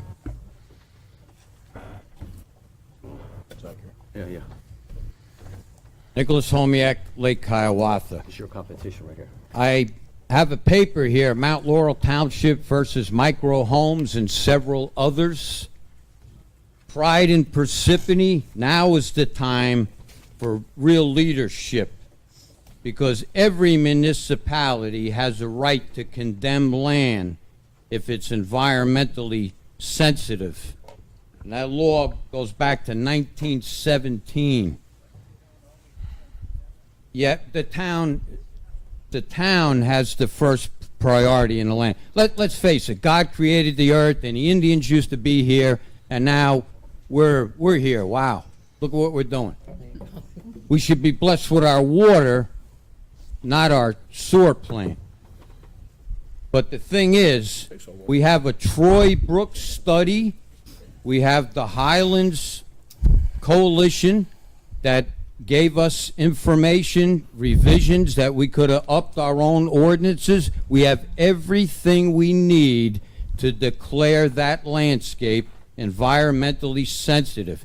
And if we're going to be sued anyway, then let's go for it. Let's shoot. Let's go. Let's go. Let's go for 4 aces. They got a full house. We got 4 aces. Yeah, let's go for it. Really. Because in home rule, and this town prides itself on home rule and pride in Parsippany, we can condemn that land. And in the long term, no one will regret it. It has many natural assets and characteristics. And if you take that landscape away, there's a neighborhood back there. That whole thing about living there is totally gone. It's totally gone. And this COA thing, it can't be based on a vacuum domicile, open space. It has to be based on a population that has a need. Because they have, yes. Well, if not, then it may not be unconstitutional what happened, but this defies common sense. I agree with you there. Whatever Governor Christie did, like I said, he let the developers out. No, this goes back way before him. It's not only a developer's remedy, but we have an NJDEP that's not doing their job. And now it's time for Parsippany leadership to step up. Condemn the land, keep it. It's an environmentally sensitive area. End of story. Let them do whatever they want. I'll gladly make extra contributions to whatever I have to do, even to your law firm, if you win this lawsuit, because it is possible. And there's several cases here. A Mount Laurel case that was over. Mr. Homiak, you're preaching to the choir. Let me give you the royal flush. You don't even need to show that the property is environmentally challenged in order to be able to condemn it. Under the law, you don't need it. Under the under the law of the state of New Jersey, you can condemn property for open space. East Hanover case, 2005, Supreme Court of the State of New Jersey. You can condemn property to keep it as open space. I mean, I can tell you that since March 10th, the value of this property went up exponentially from what it was before. So you may be paying a tremendous amount, but in terms of the law, you don't need to show that there is environmental degradation of the property as a basis to condemn it. You can condemn property just for open space purposes. Water, ground recharge. The problem, though, in this particular, or the issue in this particular instance, where you do get the doctrine of bad faith condemnation that comes into play, and this is the case in West Orange for the Kessler rehab, where you do get is when you condemn property to prevent an inherently beneficial use. That gives rise to the issue of bad faith condemnation. Very, very important case, West Orange, Kessler Institute, in around 1980 when they were building that facility. The town went to condemn the property, and the court said, no, that's bad faith condemnation because you're looking to condemn a property in order to avoid an inherently beneficial use. The East Hanover case, which was groundbreaking, 2005, I believe, and I didn't prepare for this colloquy, this is just knowledge that I have. In that particular case, the purpose of the condemnation was actually to prevent an approved single-family home development from being constructed, and the court said that was okay. But again, they weren't preventing an inherently beneficial use. Here, on the filing of this application, I can tell you what RD Realty will argue. They will argue that their application constitutes an inherently beneficial use, and they would argue that would, if you tried to condemn the property at this point, I think the arguments that you would be getting from RD Realty. So it's becoming a more complex situation. Just be aware, there's two cases here. One's a Mount Laurel, and it didn't work out in the Mount Laurel decision. The other one is a Rucola, and it didn't work out because of the environmental, the right for a community. A community decides, not a developer, what is good for the community. There has to be a need. It has to stem from the community. I'd like to leave one copy for you and one for Mr. Paul Carifi. And you can see here, there's a couple of cases where You know what, Nick, if you could give that to Yancy so she can make copies for all of us, thank you. I got some highlights. Thank you, as usual. Thank you. Good evening. Thank you.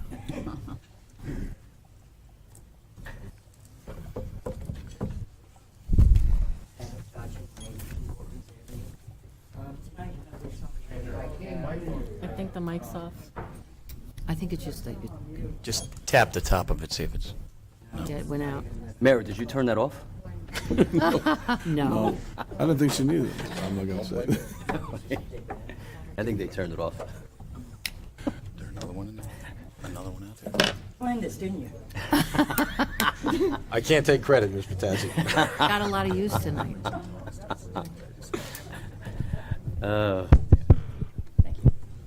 Just to warm up. Yeah. Pat Patacha, 182 Hawkins Avenue. I have I have 6 questions here tonight, and I wish somebody would write them down and then respond to all 6, because I never get out of here with all answers. Number 1, the golf and sewer investigations, the status. Ellen, when will Ball Summit and Condon be completed? Do you have any idea? I'm sorry. I Wait, didn't just hear- I wait couldn't- until... I couldn't hear Ball the second Summit and Condon. one. Okay, yes. Okay. Okay. No one answered my question last week regarding Mr. Inglesino's 1099.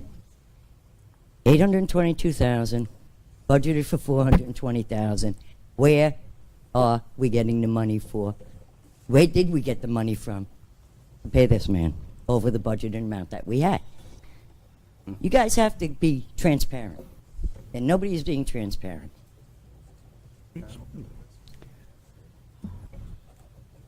The Westbrook Farms, $775,000.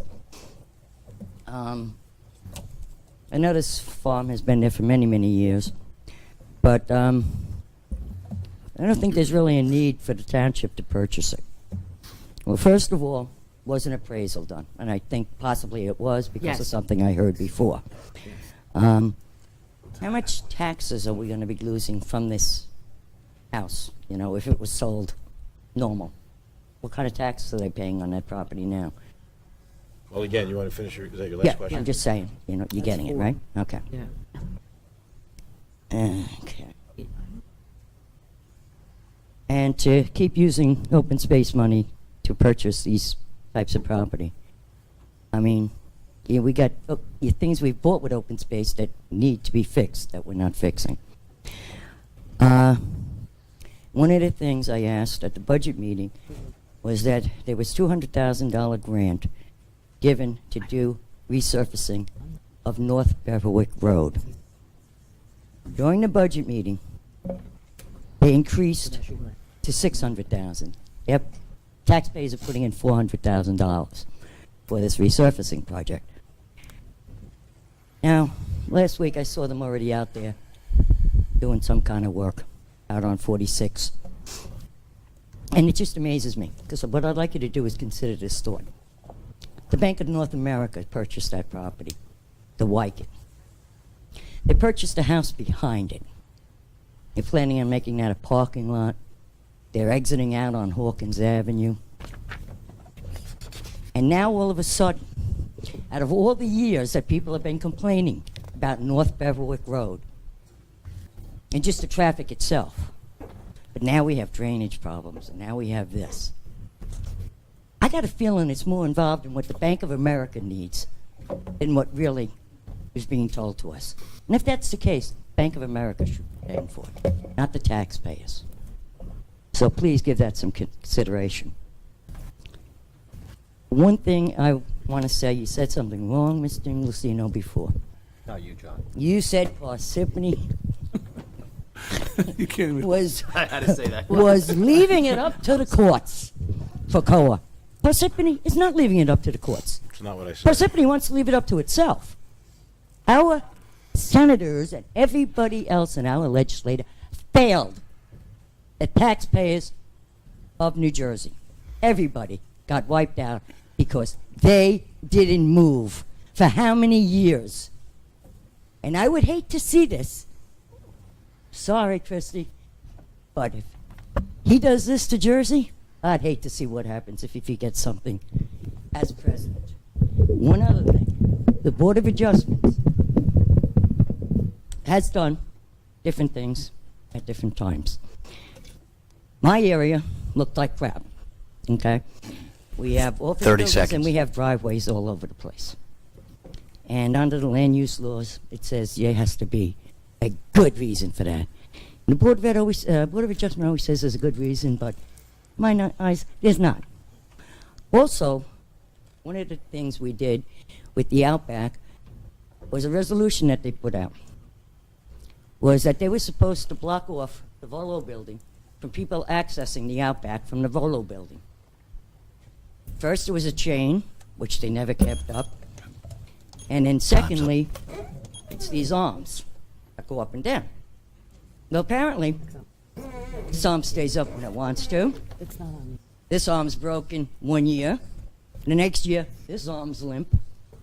I have been complaining since Outback went in.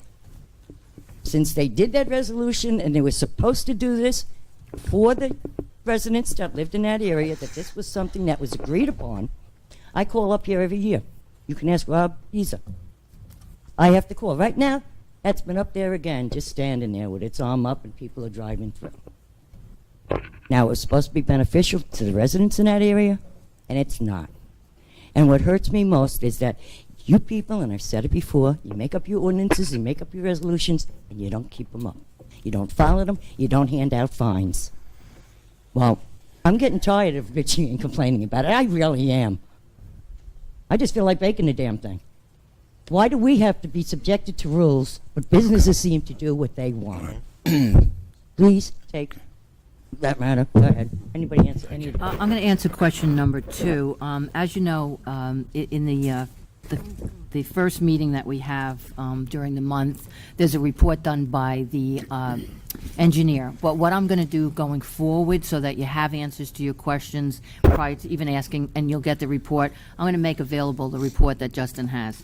On the report that was done on May 12th with regard to Ball and the other streets you mentioned, this was dated, again, May 5th, so he says, Ball Avenue Improvement Project. Construction work is nearly completed. The roadway base course will be completed next week, which would be in this coming week. And at that point, that's why, Councilman Stanton doesn't read it into record, because at that point, there was no council action.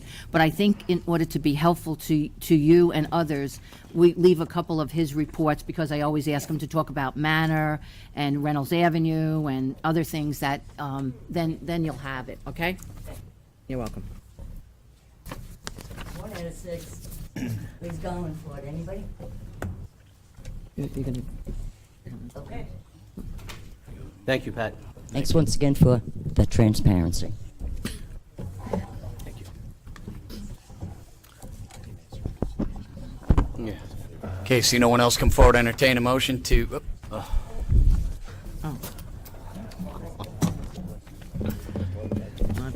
Save the best for last. Maybe not. I just had to sign in before, but I'll do that. All right.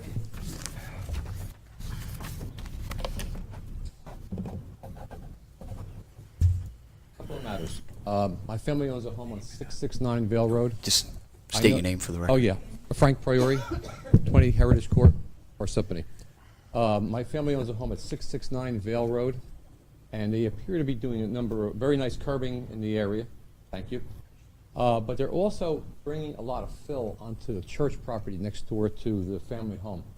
I'm concerned about it because it appears that they've raised the property perhaps 3 to 4 feet And it looks like all the land that they've deposited there, or the new land they're placing there, is basically aimed Higher than yours, toward, right. aimed toward our property at 669 Vale Road. I called the engineer's office yesterday and wanted to know if anybody knew about it there, and he wasn't aware of it. I got something in the mail yesterday saying that there's going to be a Board of Adjustment hearing. They want to erect a home for, I guess, the pastor there. My concern is, how do they get to start? First, there was a staging area, I guess, for the project. Right. Looks like more and more fill is being added there and graded. I'm concerned. I don't think any plans were submitted to the town, and I'm not looking for them to stop, but I want to make sure there's some protections in place for our family, because that traditionally is a very bad drainage area.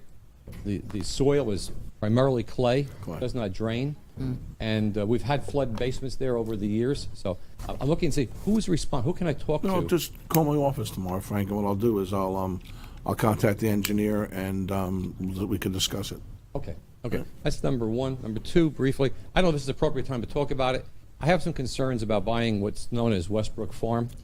I don't know why we need it. To me, it's not a historical site. I guess it dates back to 1938, but I understand there's a report that says there's no historical importance to the property. I get concerned. It was my administration that created the Open Space Trust Fund by the voters of our community. They voted overwhelmingly to approve it.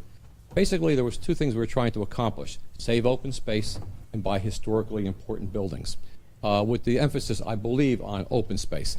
I'm concerned about Westbrook for a couple of reasons. You have an undaunting task keeping in good repair the buildings that we have already. We've added Watnon Gardens, 2 homes there. We've got stuff up in Craftsman's Farms.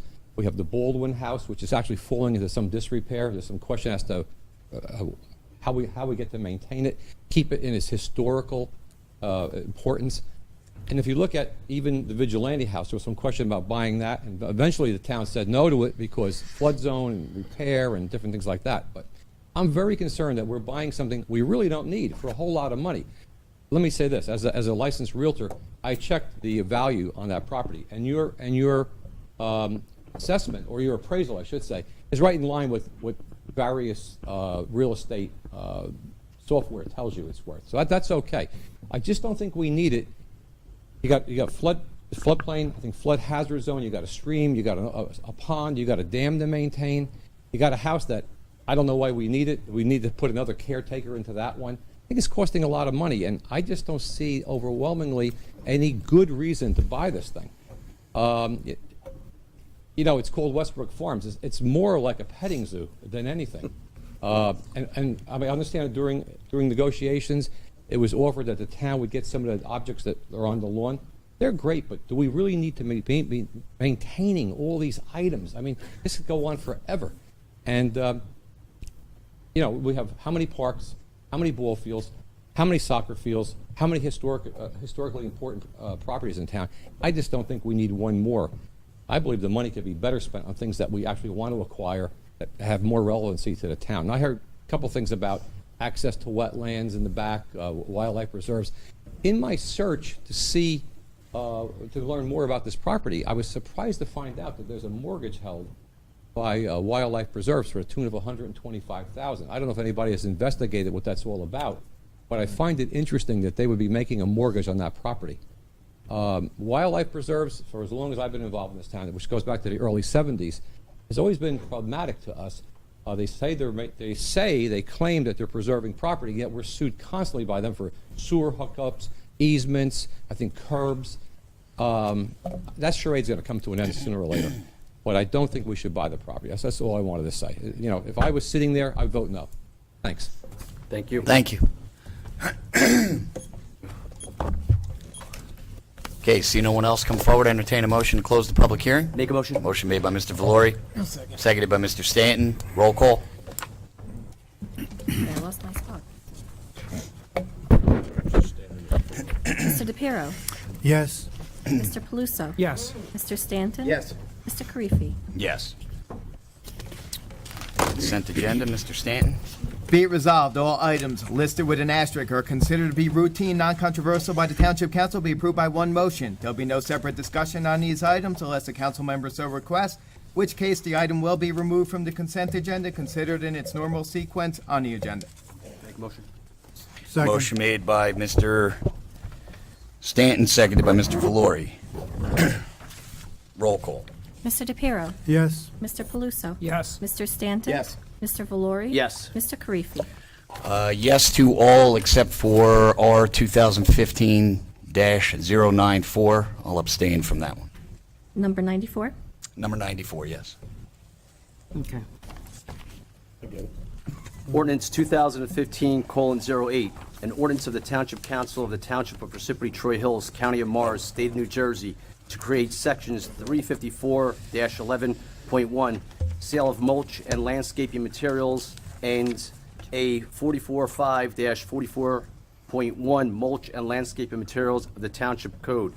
Be it resolved that the above ordinance be introduced, read by title, and passed on first reading at a meeting of Township Council of the Township of Parsippany-Troy Hills held on May 19th, 2015, and that said ordinance be further considered for second reading and final passage at a meeting to be held on June 16, 2015, at 7:30 p.m.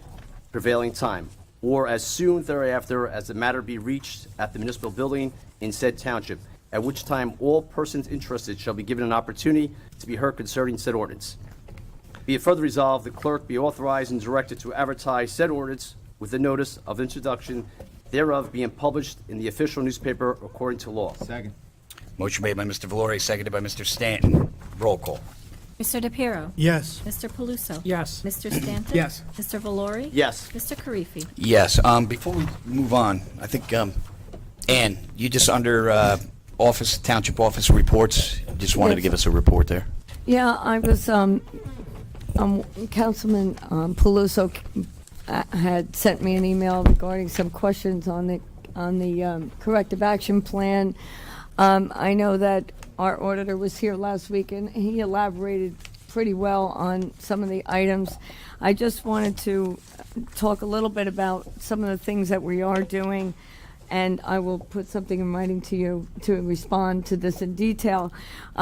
Just so you know that the audits were only 5 months apart, and I realize that you're concerned about some of the old items that were on the other audit, but these are ongoing items that continually are moving forward, okay? So I just want to put that out there. We are working diligently on trying to fix the items that are on the audit. There was nothing that was very concerning, I don't think, to the residents, but I did want to mention that. Some of the items, like purchase orders and things, we've already begun the process and of fixing that, making sure everything's done in advance. But we already do, and we do watch what's spent. We do watch the budget very closely. I approve it. Ellen approves it, but we realize that sometimes some of the items are already purchased in advance, such as, I don't know, like the telephone bills, the electric bills, the gasoline, but we will make a point to make sure those purchase orders are in place. Another item on that is that we are putting in the new system. I spoke about this before. That will really get into effect sometime in the summer. It does take some time. And what that will do is really help us to manage our purchasing much better. There was a small over expenditure he had asked me about. That also has to do with the way that the computer system runs, and that will be fixed going forward. The one other item I think to talk about, we did talk about the self-insurance, and thank you for bringing that up, is the SOC report, and that's the report that Ray Serenelli was extremely concerned about, where we have our third-party administrator make sure that he has an audit. We've requested that audit, and we requested it to be done by June 30th, and also the surety insurance to be done immediately. I just wanted to update you onto that, and I'll send you more detailed memo as to the answers to those questions. Thank you. Thank you. Council President, I have just two items. I came in June of 2014, and one of the items that was on was the two, I'll just mention addresses and not names, the elevation of 2 units that were still outstanding. Those jobs have now been completed. 28 Cherokee and also 58 Lake Shore Drive. So I just wanted to go on record as follow-up without people asking. We followed it through, and it's now been complete, and we have the voucher signed off by the engineering department. The only other item that I have at this time, and I'll talk about with regard to the PBA and SOA, but this one is rather important because tomorrow there will be an electrical inspection done at Baldwin Oaks. Now, you know that has a tremendous amount of individuals there. We are assisting in the sense of being good neighbors. There was a memo sent to all the parties there. Now, it's a private concern, but just in case some persons who live there can't get to a relative's house. This memo is in regard to the questions of what time the electrical inspection will take place on tomorrow. According to the electrician, he anticipates between the hours of 7 a.m. and 7 p.m., as long as there's no additional problems. So in working with emergency management, as well as working with Michelle, up at the community center. If you find that you have no place to go during those hours, Parsippany Community Center will be open between the hours of 9 to 5. However, if those folks, I just talked to Carlo, and they'll make sure that building is open earlier for anybody that might need some assistance, who might not have someone, to be with on families. The good news is it's not happening during the dead of winter or extreme heat. So we just want to let you know that that's what we're doing and working in concert with the concern about our residents. Thank you. Thank you. Thank you. Okay, ordinance 2015:09, Mr. DePiero. Ordinance 2015:09, an ordinance of the Township Council of the Township of Parsippany-Troy Hills, County of Morris, State of New Jersey, authorizing a lease agreement between the Township of Parsippany-Troy Hills and Pudding Stone Community Club for recreational use. Be it resolved that the above ordinance be introduced, read by title, and passed on first reading at a meeting of the Township Council of the Township of Parsippany-Troy Hills held on May 19, 2015, and that said ordinance be further considered for a second reading and final passage at a meeting to be held on June 16, 2015 at 7:30 p.m. prevailing time, or as soon thereafter as the matter may be reached at the municipal building said township, at which time all persons interested shall be given an opportunity to be heard concerning said ordinance. Be it further resolved that the clerk be authorized and directed to advertise said ordinance with the notice of introduction thereof published in the official newspaper according to law. Motion to approve the above resolution. Motion made by Mr. DePiero, seconded by Mr. Valori. Roll call. Mr. DePiero? Yes. Mr. Paluso? Yes. Mr. Stanton? Yes. Mr. Valori? Yes. Mr. Karifi? Yes. Ordinance 2015:10, Mr. Paluso. An ordinance of the Township Council of the Township of Parsippany-Troy Hills, Morris County, New Jersey, creating Section 430-26 Pipelines of the Code of Township of Parsippany-Troy Hills. Be it resolved that the above ordinance be introduced, read by title, and passed on first reading at a meeting of the Township Council of the Township of Parsippany-Troy Hills held on May 19, 2015, and that said ordinance be further considered for second reading and passage at a meeting to be held on June 16, 2015 at 7:30 p.m. prevailing time or as soon thereafter as the matter has been reached. At the municipal building in said township, in which all time persons interested shall be given an opportunity to be heard concerning said ordinance. Be it further resolved that the clerk be authorized and directed to advertise the said ordinance with the notice of introduction thereof being published in the official newspaper according to law. Motion to approve. Motion made by Mr. Paluso, seconded by Mr. Stanton. Roll call. Mr. DePiero? Yes. Mr. Paluso? Yes. Mr. Stanton? Yes. Mr. Valori? Yes. Mr. Karifi? Yes. Ordinance 2015:11, ordinance amended and supplementing Chapter 290, Parks, Recreation Areas, Public Lands, Article 2, Use Regulations, Permit Requirements of the Code, Township, Parsippany-Troy Hills. Be resolved, above ordinance be introduced, read by title, passed on first reading at a meeting of Township Council, Township, Parsippany-Troy Hills, held May 19, 2015. Said ordinance be further considered for second reading and final passage. Meeting to be held June 16, 2015, 7:30 p.m. prevailing time, or soon thereafter, as it may be reached, at the municipal building said township, which time all persons interested should be given opportunity to be heard concerning said ordinance. Be it further resolved, clerk be authorized, directed to advertise said ordinance with the notice of introduction thereof being published in the official newspaper according to law. Second. Motion made by Mr. Stanton, seconded by Mr. Valori. Roll call. Mr. DePiero? Yes. Mr. Paluso? Yes. Mr. Stanton? Yes. Mr. Valori? Yes. Mr. Karifi? Yes. Ordinance 2015:12, an ordinance amending and supplementing sections 86-3 amusement machines and A 44-5-4 amusement games of the Code of the Township of Parsippany-Troy Hills in the County of Morris, New Jersey. Be it resolved that the above ordinance be introduced, read by title, and passed on first reading at a meeting of the Township Council of the Township of Parsippany-Troy Hills held on May 19th, 2015, and that said ordinance be further considered for second reading and final passage at a meeting to be held on June 16, 2015 at 7:30 p.m. prevailing time, or as soon thereafter as the matter be reached at the municipal building in said township, at which time all persons interested shall be given the opportunity to be heard concerning ordinance. Be it further resolved that the clerk be authorized and directed to advertise said ordinance with a notice of introduction, therefore being published in the official newspaper according to law. Motion made by Mr. Valori, seconded by Mr. Stanton. Roll call. Mr. DePiero. Yes. Mr. Paluso. Yes. Mr. Stanton. Yes. Mr. Valori. Yes. Mr. Karifi. Yes.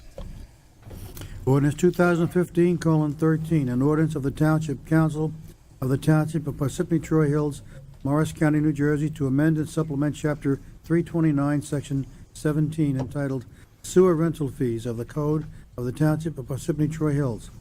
Be it resolved that the above ordinance be introduced, read by title, and passed on first reading at a meeting of the Township Council of the Township of Parsippany-Troy Hills held on May 19, 2015, and that said ordinance be further considered for a second reading and final passage at a meeting to be held on June 16, 2015, at 7:30 p.m. prevailing time, or as soon thereafter as the matter may be reached at the municipal building in said township, at which time all persons interested shall be given an opportunity to be heard concerning said ordinance. Be it further resolved that the clerk be authorized and directed to advertise said ordinance with the notice of introduction thereof being published in the official newspaper according to law. Motion to approve the above resolution. Second. Motion made by Mr. DePiero, seconded by Mr. Valori. Roll call. Mr. DePiero. Yes. Mr. Paluso. Yes. Mr. Stanton. Yes. Mr. Valori. Yes. Mr. Karifi. Yes. Before we move on to the next ordinance with the police contracts, a question for the administration. Yes. It was just recently brought to my attention that the police were not working under their old contract, that the town was not honoring their old contract.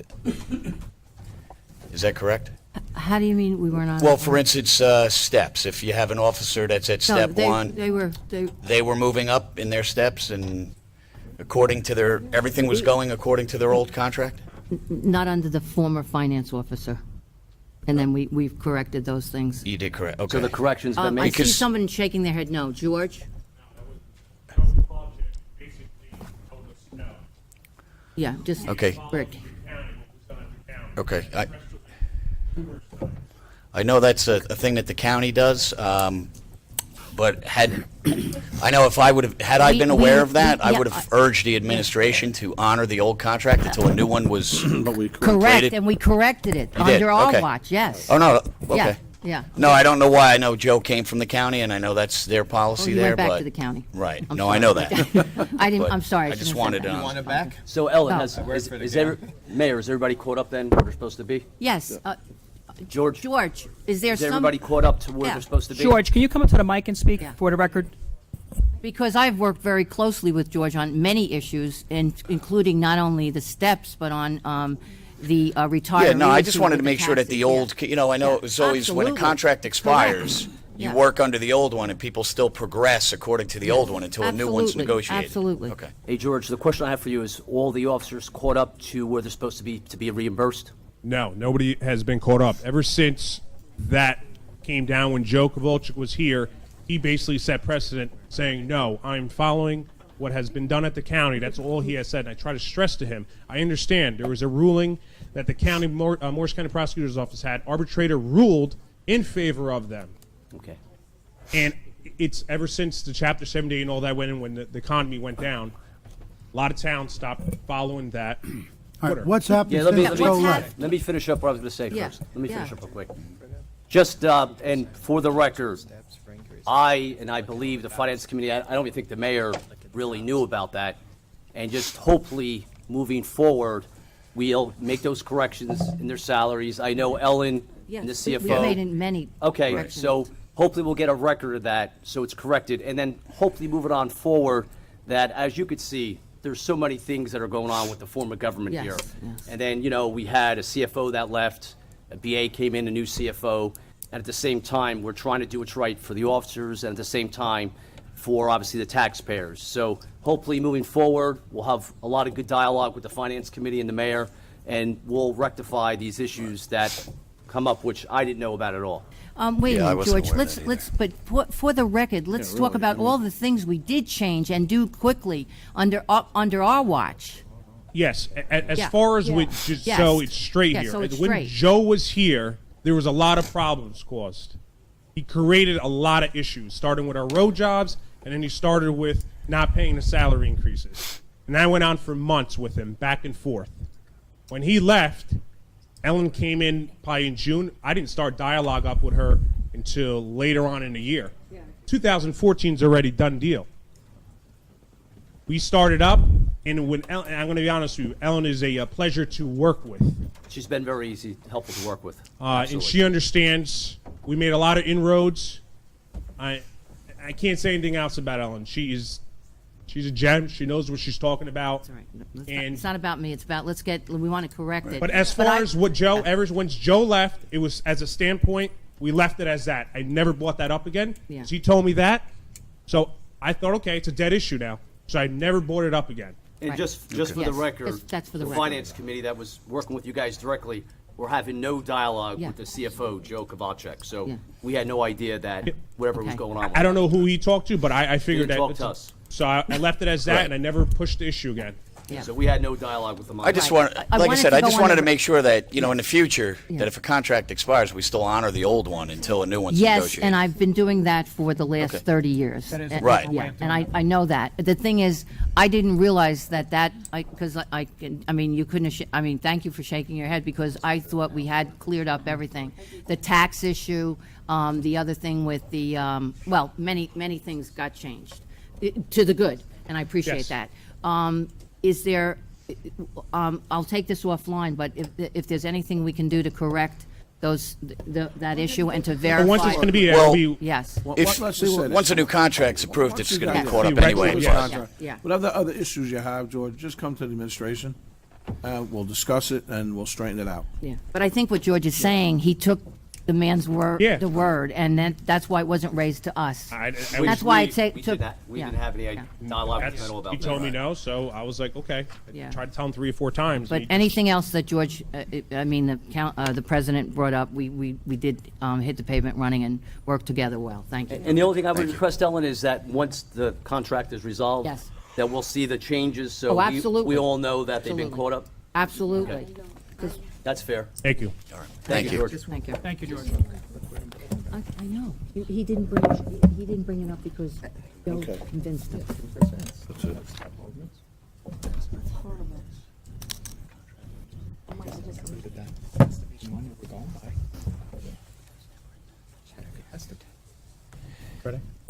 Good.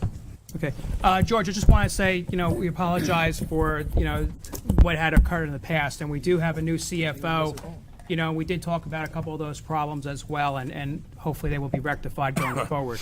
Most of them happen. We pride ourselves in taking care of our employees, and especially, our servicemen who take care of us in police department, fire departments. It's important we have a safe community, but we want to make sure our employees are happy. Thank you for, the groups that have worked with us through collective bargaining. We've saved over $600,000 approximately in our budget through working together with the administration, the finance committee. I commend everybody that had a hand in, having some savings for our town. After all, it's a give and take. Everybody at the end of the day wants to win. So, basically, I just want to say that, one of the most important aspects that I see before I read this ordinance is the fact that, we have school resource officers now 5 days a week in our schools to protect our children. I believe that's very important for our community in both high schools, especially after a recent event just occurred. So it's nice to see everybody's cooperative and wants to be concerned about the safety of not only our public, but our children in our school system. So without further ado, I just want to read ordinance 2015:14, an ordinance establishing salary ranges for police superior officers of the Township of Parsippany-Troy Hills. Be it resolved that the above ordinance be introduced, read by title, and passed on first reading at the meeting of the Township Council of the Township of Parsippany-Troy Hills held on May 19, 2015, and that said ordinance be further considered for second reading and final passage at a meeting to be held on June 16, 2015 at 7:30 p.m. prevailing time or as soon as thereafter, as the matter be reached at the municipal building in said township, at which time all persons interested shall be given an opportunity to be heard concerning said ordinance. Be it further resolved that the clerk be authorized and directed to advertise said ordinance with the notice of introduction thereof being published in the official newspaper according to law. Motion to approve. Second. Motion made by Mr. Paluso, seconded by Mr. Valori. Roll call. Mr. DePiero? Yes. Mr. Paluso? Yes. Mr. Stanton? Yes. Mr. Valori? Yes. Mr. Karifi? Yes. I'd just like to echo what Mr. Paluso said. I just want to thank the PBA because I was part of that finance committee, and with some of the provisions that, like we did, we give and take. I think it's actually going to save the town maybe $650,000, $700,000 in 1 year. So, thank you. I'd like to say just a few words here. I know sometimes, obviously, everyone has a lot at stake here.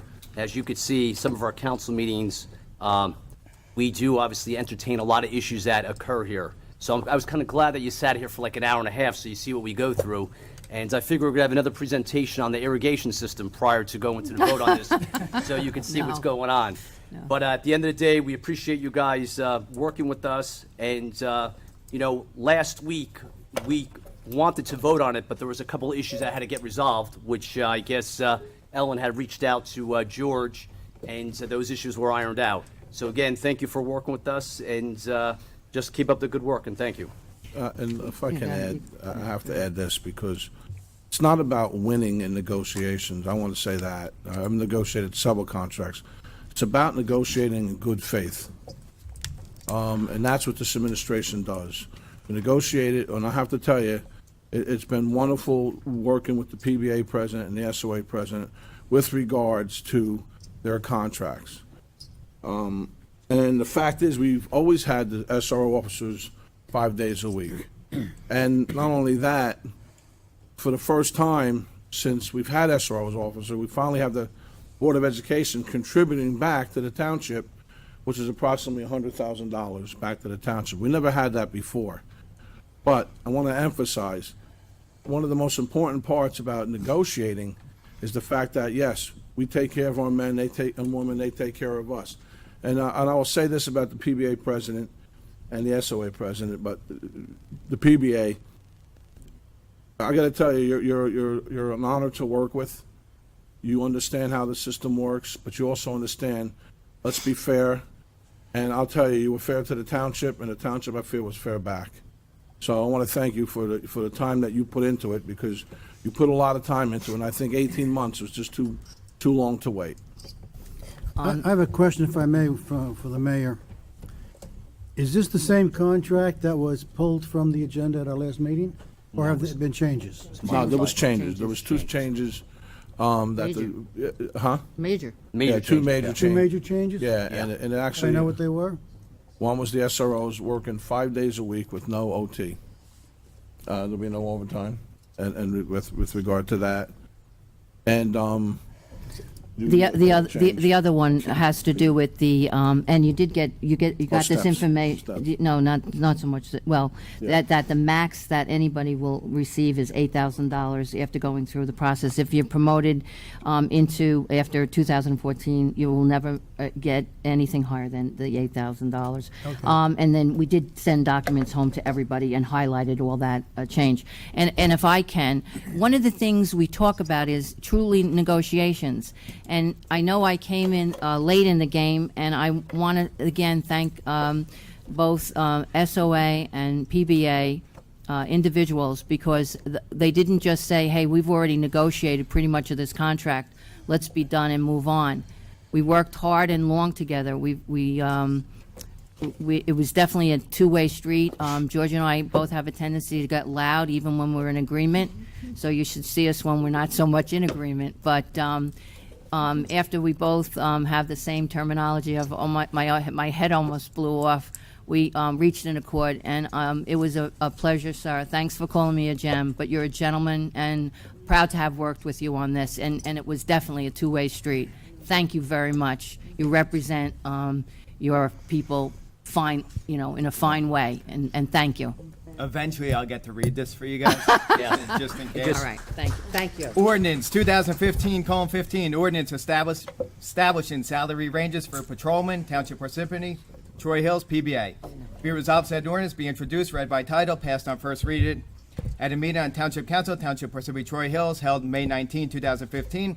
Said ordinance be further considered for second reading, final passage at a meeting to be held June 16, 2015, 7:30 p.m. prevailing time, where soon thereafter as the matter may be reached at the municipal building said township, which time all persons interested shall be given opportunity to be heard concerning said ordinance. Be it further resolved, clerk be authorized, directed to advertise said ordinance with the notice of introduction thereof being published in the official newspaper according to law. Second. Motion made by Mr. Stanton, seconded by Mr. Valori. Roll call. Mr. DePiero? Yes. Mr. Paluso? Yes. Mr. Stanton? Yes. Mr. Valori? Yes. Mr. Karifi? Yes. Thank you, guys. Thank you. Thank you. Thank you. Mr. Valori? Thank you. Resolution, non-consent agenda. Romeo 2015-100, resolution of Township Parsippany-Troy Hills Township Council authorizing the submittal of a grant application to New Jersey Department of Community Affairs for recreation opportunities for individuals with disabilities. Motion made by Mr. Valori, seconded by Mr. Stanton. Roll call. Mr. DePiero? Yes. Mr. Paluso? Yes. Mr. Stanton? Yes. Mr. Valori? Yes. Mr. Karifi? Yes. Mr. DePiero? R 2015-101, resolution of the Township Council of the Township of Parsippany-Troy Hills authorizing agreements with the Parsippany-Troy Hills Police Benevolent Association, Local 131, and the Superior Officers Association relative to wages, benefits, and working conditions. Motion to approve the above resolution. Motion made by Mr. DePiero, seconded by Mr. Stanton.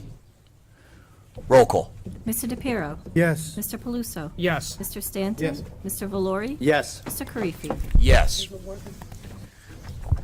Okay, at this time, closed session resolution, whereas the Open Public Meeting Act, Public Law 1975, Chapter 231 permits the exclusion of the public from a meeting in certain circumstances, and whereas the Township Council is of the opinion that such circumstances presently exist, and whereas the Township Council wishes to discuss attorney-client privilege in reference to Westbrook Farms, and whereas minutes will be kept, and once the matter involving the confidentiality, the above no longer requires confidentiality, the minutes can be made public.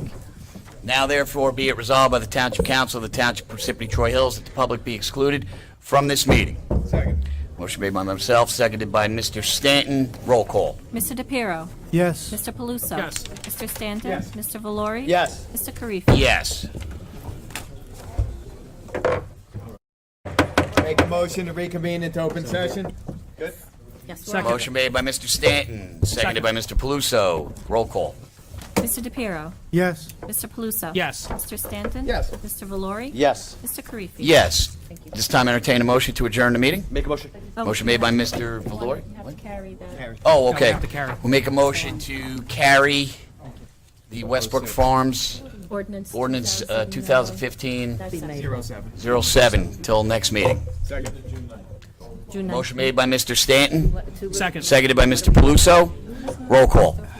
Mr. DePiero? Yes. Mr. Paluso? Yes. Mr. Stanton? Yes. Mr. Valori? Yes. Mr. Karifi? Yes. This time entertain a motion to adjourn the meeting. Make a motion. Motion made by Mr. Valori, seconded by Mr. Paluso. Roll call. Mr. DePiero? Yes. Mr. Paluso? Yes. Mr. Stanton? Yes. Mr. Valori? Yes. Yes. Mr. Karifi? Yes. Good night, everyone. Good night, everyone.